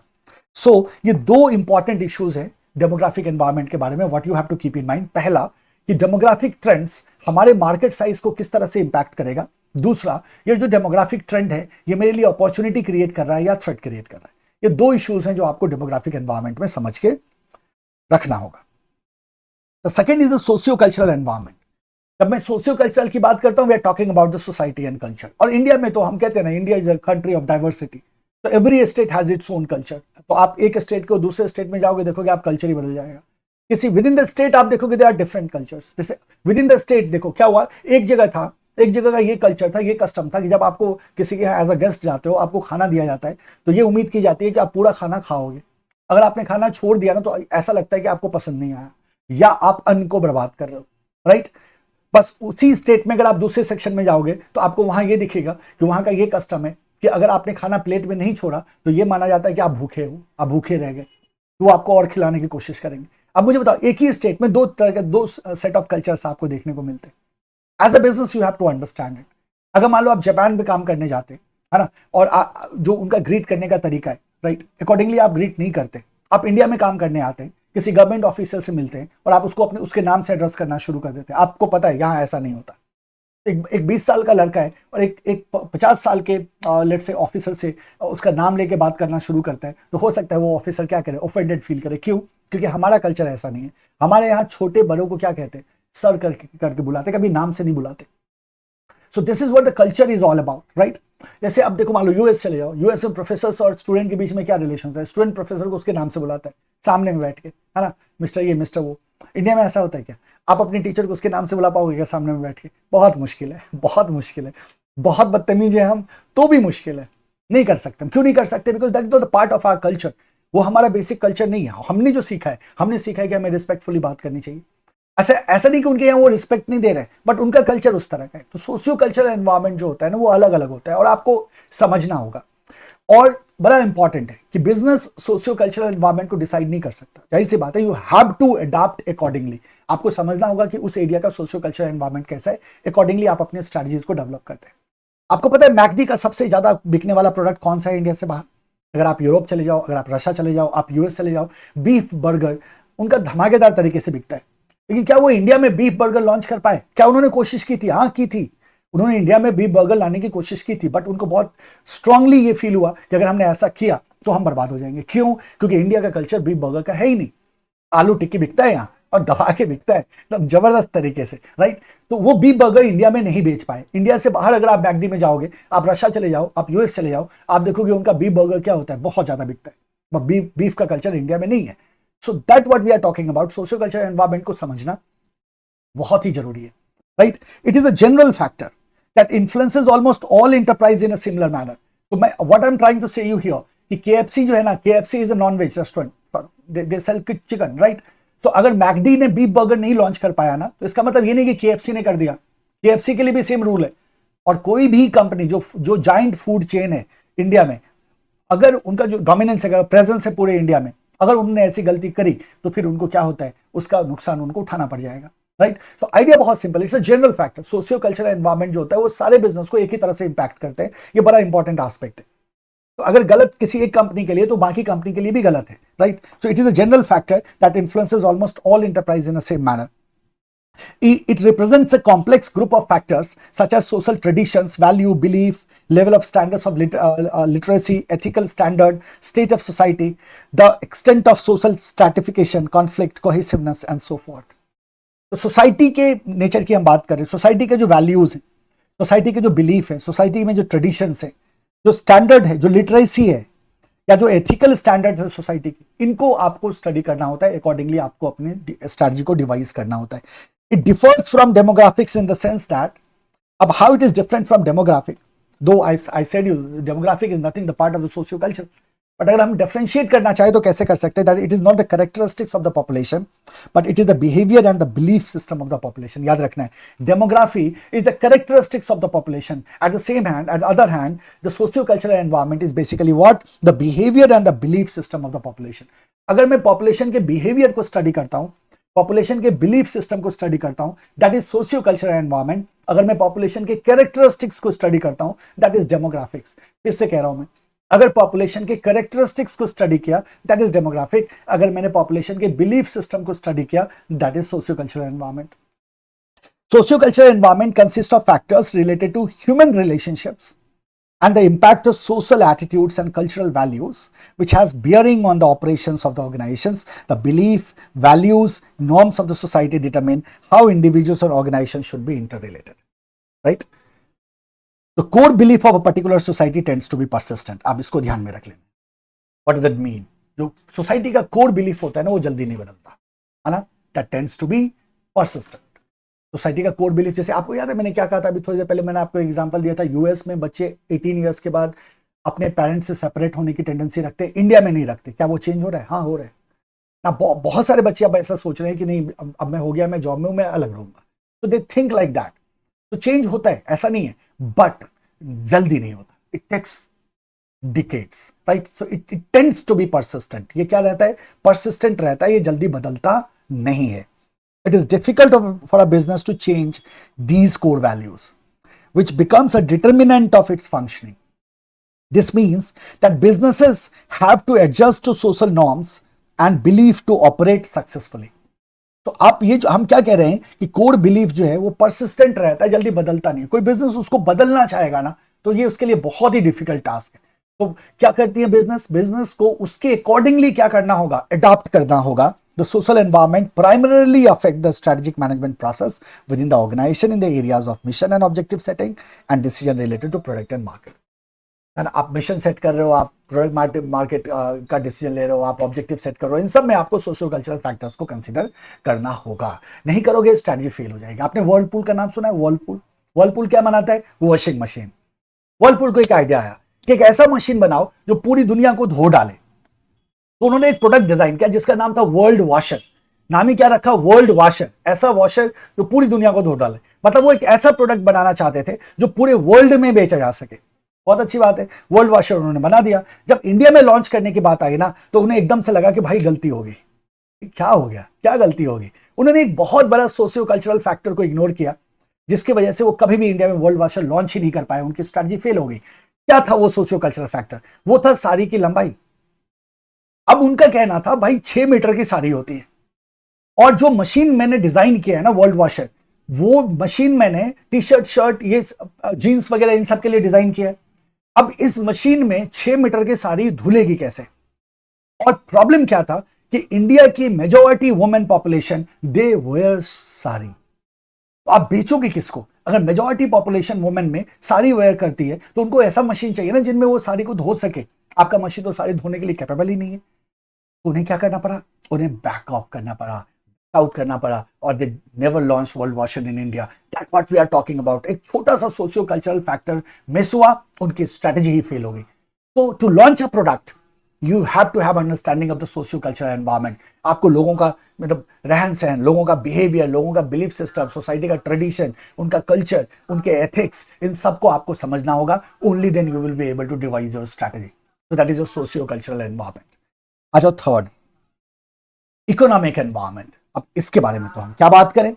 हम जीडीपी की बात करते हैं, हम पर कैपिटा इनकम की बात करते हैं, हम इंटरेस्ट रेट की बात करते हैं. There are lot of economical factors what a business must understand. हम गवर्नमेंट पॉलिसीज की बात करते हैं, हम टैक्सेशन की बात करते हैं. ये सब इकोनॉमिक एनवायरनमेंट का पार्ट है.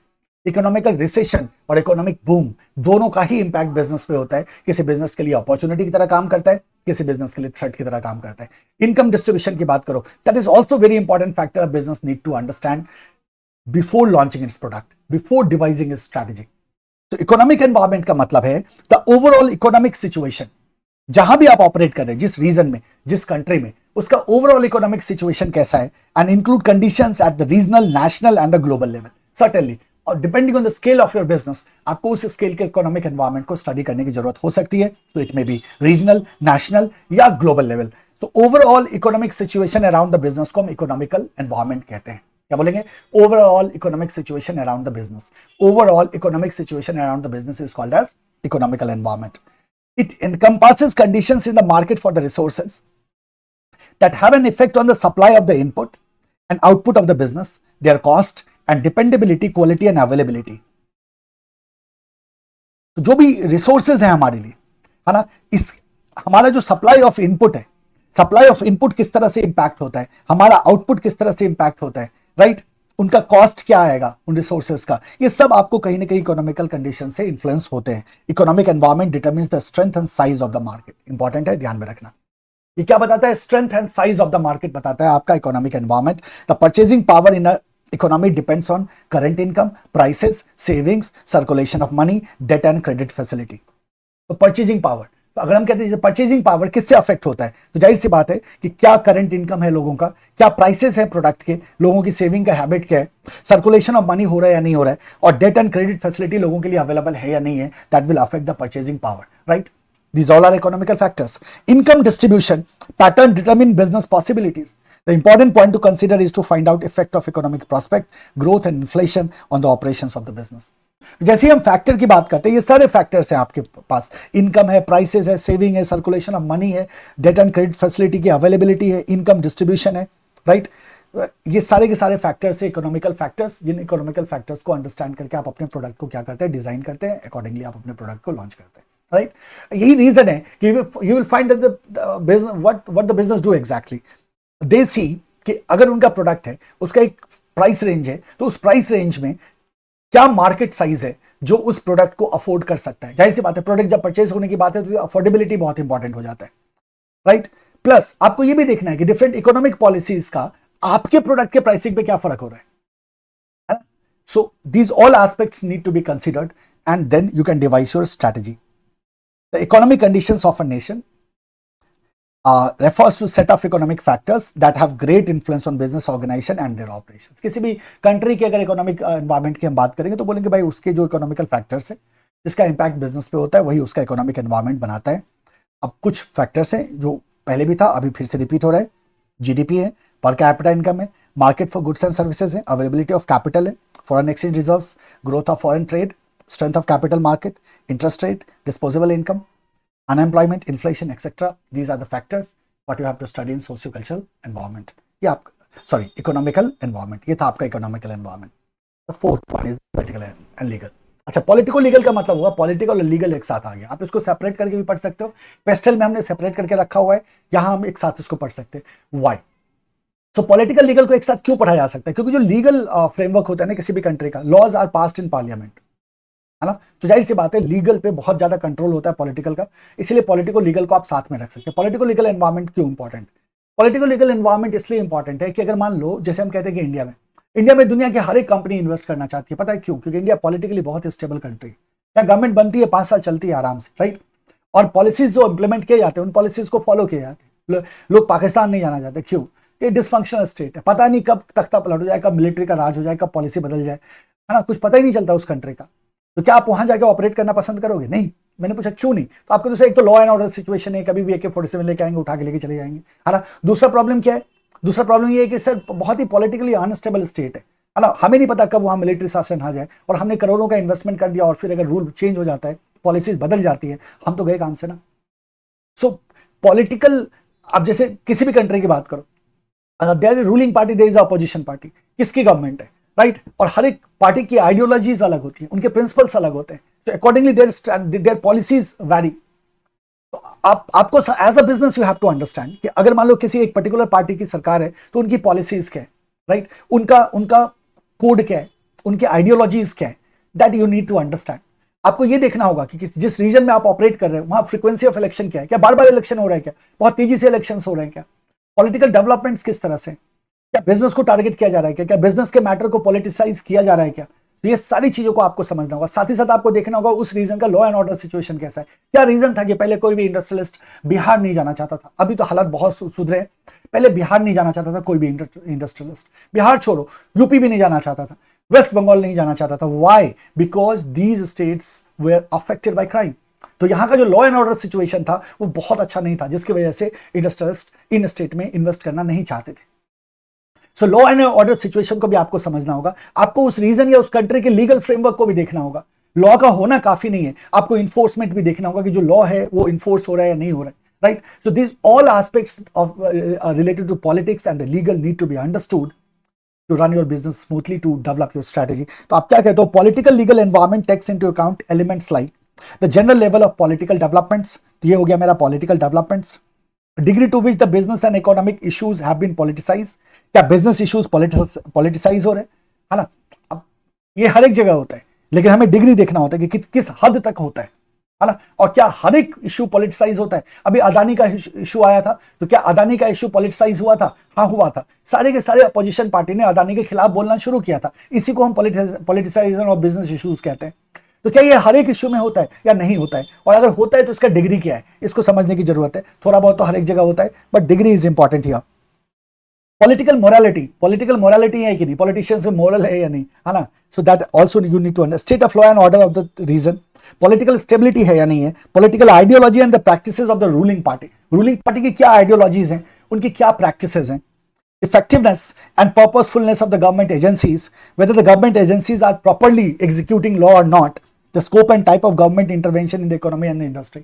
गवर्नमेंट का क्या इंटरवेंशन है इकोनॉमी में, क्या इंटरवेंशन है इंडस्ट्री में, that also need to be understand. जैसे मान लो गवर्नमेंट क्या कर रही है, बार बार क्या कर रही है, रेट्रोस्पेक्टिव अमेंडमेंट कर रही है, 10 साल पहले से एप्लीकेबल कर दे रही है किसी भी चीज को। और मान लो ये इंसिडेंट बार बार हो रहा है, एज अ बिजनेस आप जाना पसंद करोगे? आप बोलोगे भाई ये तो 10 साल पहले जाके बदल देंगे, मैं तो खत्म हो जाऊंगा, राइट। एक आध बार हुआ, चलो it's okay, in rarest of rare cases में हो रहा है, दैट्स ओके। बट अगर ये हैबिट ही है किसी बिजनेस का, किसी गवर्नमेंट का, तो आप बोलोगे नहीं, सर्टेनली वहां जाके हम काम करना पसंद नहीं करेंगे। So when we talk of the political legal environment, certain factor need to be considered. Political development is considered, political stability is considered, law and order situation is considered, government agency enforcing laws that need to be considered, right. what is the ideology of the ruling party and their practices that need to be considered। ये सारे factors को हम क्या करते हैं, study करते हैं। Frequency of election भी हम देखते हैं, कितनी तेजी से इलेक्शन वहां हो रहा है। It is partly general to all similar enterprises and partly specific to an individual enterprises। So political, अगर हम देखो सोशियो कल्चरल को हमने क्या कहा, it is general to all kind of companies. Socio culture सबके लिए जनरल होता है, डेमोग्राफिक सबके लिए स्पेसिफिक होता है, राइट। लेकिन जब हम पॉलिटिको लीगल की बात कर रहे हैं तो हम क्या कह रहे हैं, कुछ कंपनीज के लिए क्या होती हैं, जनरल होती हैं, उनके लिए सेम तरह से अप्लाई होते हैं। कुछ कंपनीज के लिए बहुत ही स्पेसिफिक फैक्टर्स होती हैं। सो business is highly guided and controlled by the government policies. Hence, the type of government running a country is a powerful influence on the business. A business has to consider changes in the regulatory framework and their impact on the business. Taxes and duties are other critical areas that may be levied and affect the business. Right? So, आपको ये समझना होगा कि क्या कर सकती है business. किसी पर्टिकुलर इंडिविजुअल बिजनेस का भी गवर्नमेंट पॉलिटिकल लीगल इंटरैक्शन हो सकता है, या पॉलिटिकल पॉलिसीज जो हैं हमारे पास, या जो लीगल जो एस्पेक्ट्स हैं वो कुछ कंपनीज के लिए जनरल भी हो सकता है। So it is primary general to all similar enterprises and partly specific to an individual enterprises. इसको ध्यान में रखिएगा। एंड नेक्स्ट आइए technological environment. Here we talk about what, technology. Now technology and business are very much interrelated. Who creates technology? Business. And who uses technology to create product to sell you? Business. इसीलिए हम कहते हैं technology has change the way of how business operate now, है ना। Automation की बात कर लो आप, आज के डेट में क्या हो रहा है, कंप्लीटली प्रोसेस ऑटोमेशन हो रहा है। आप महिंद्रा के जॉब फ्लोर पे चले जाओ, एवरीथिंग इज ऑटोमेटेड, है ना। आप मारुति के जॉब फ्लोर पे चले जाओ, आप देखोगे तो majority of construction work, production work is what automated. So automation की हम आज की बात में, हम रोबोटिक्स ऑटोमेशन की बात कर रहे हैं, हम आर्टिफिशियल इंटेलिजेंस एप्लीकेशंस की बात कर रहे हैं, हम इंटरनेट ऑफ थिंग्स टेक्नोलॉजी की बात कर रहे हैं, हम मशीन लर्निंग की बात कर रहे हैं। These are the technologies which is changing the way we were doing business earlier. हम ऑनलाइन ई कॉमर्स बिजनेसेस की आप बात कर रहे हो। Technology and business are linked and interdependent on one another. ये जो मैंने आपको अभी कहा था, बड़ा इंपॉर्टेंट एस्पेक्ट है, इसको ध्यान में रखना। तो टेक्नोलॉजी और बिजनेस इंटरडिपेंडेंट है एक्चुअली। व्हाट हैपेंस इज कि बिजनेस क्या करता है, R&D में इन्वेस्ट करता है और किसी तरह की टेक्नोलॉजी को डेवलप करता है और फिर उसी टेक्नोलॉजी को हार्नेस करता है और आपके लिए प्रोडक्ट बनाता है। So ultimately it reaches to you. So technology and business are what, interrelated. Business helps society access the outcome of technological research and development, raising everyone's standard of living. As a result, business leverage technology. मैंने आपको क्या बताया था, business ही technology को create करता है और business से उस टेक्नोलॉजी को लीवरेज करता है to provide you to product and services on profit. So businesses use new discoveries to adapt themselves for the advancement of society. Ultimately, it is contributing in advancement of society. Technology has impacted on how business are conducted. With the use of technology, many organizations are able to reduce paperwork, schedule payments more efficiently, are able to coordinate inventories efficiently and effectively. This helps to reduce cost of company and shrink time and distance, thus capturing a competitive advantage of the company. How automation helps a company. जैसे आप automate करते हो अपने काम को, जो time duration होता है काम को करने का वो कम हो जाता है, जो ह्यूमन एरर के चांसेस होते हैं वो कम हो जाता है, जो आपका स्पीड होता है वर्क का वो बढ़ जाता है, जो आपकी एफिशिएंसी होती है वो बढ़ जाती है, जो आपका क्वालिटी ऑफ वर्क होता है वो बढ़ जाता है। So ultimately you will be able to provide better product and services and to create competitive advantage. That is very obvious. Technology is leading to many new business opportunities as well as making obsolete most of the existing business product and services. That is happening. मैंने आपको शुरू में कहा था, every company is in transition phase. They have to change because technologies are changing rapidly. Technology can act as an opportunity when a business effectively adopt technology innovation to their strategic advantage.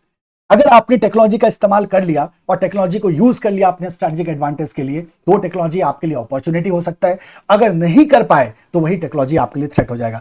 Eight the same time technology can act as a threat too. याद करो, हमने Nokia का discussion किया था. Nokia क्या हो गया? खत्म हो गया. क्यों खत्म हो गया?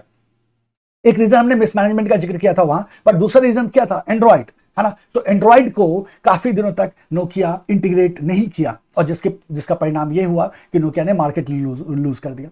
So what we are talking about here, a technology may be an opportunity as well as maybe the threat. Artificial intelligence, machine learning, robotic process automation is some of the new technologies tool that business are adopting.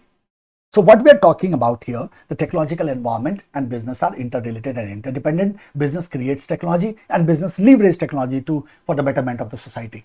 Technological developments are very fast and certainly there are a lot of factors you need to consider. जैसे आप technological development speed को देखते हो, right. आप technology obsolescence को देखते हो, आप देखते हो पेटेंट्स को, कॉपीराइट्स को, है ना. ये सारे फैक्टर्स को आप स्टडी करते हो. जो भी टेक्नोलॉजिकल डेवलपमेंट होते हैं आप उनको स्टडी करते हो, जो भी लेटेस्ट टेक्नोलॉजी है, और फिर आप देखते हो क्या आपके लिए अपॉर्चुनिटी हो रहा है, क्या आपके लिए थ्रेट हो रहा है. जिस तरह से टेक्नोलॉजिकल डेवलपमेंट्स होंगी आपको अपने बिजनेस को अकॉर्डिंगली चेंज करना होगा. This is your technological environment, right. So this is your macro factors. Macro में आपने देखा डेमोग्राफिक को, इकोनॉमिकल को, सोशियो कल्चरल को, पॉलिटिको लीगल को और टेक्नोलॉजिकल को. जब हम इसे एक फ्रेमवर्क में डाल के स्टडी करते हैं उसी को कहा जाता है पेस्टल. तो PESTEL analysis will help you to study the macro environment.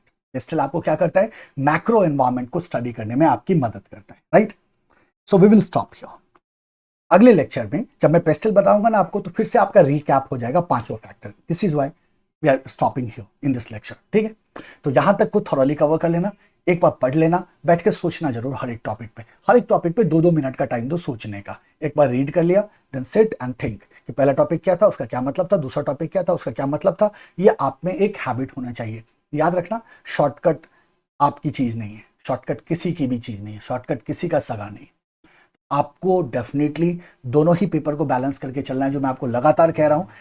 Financial management, strategic management, दोनों बैलेंस होना चाहिए.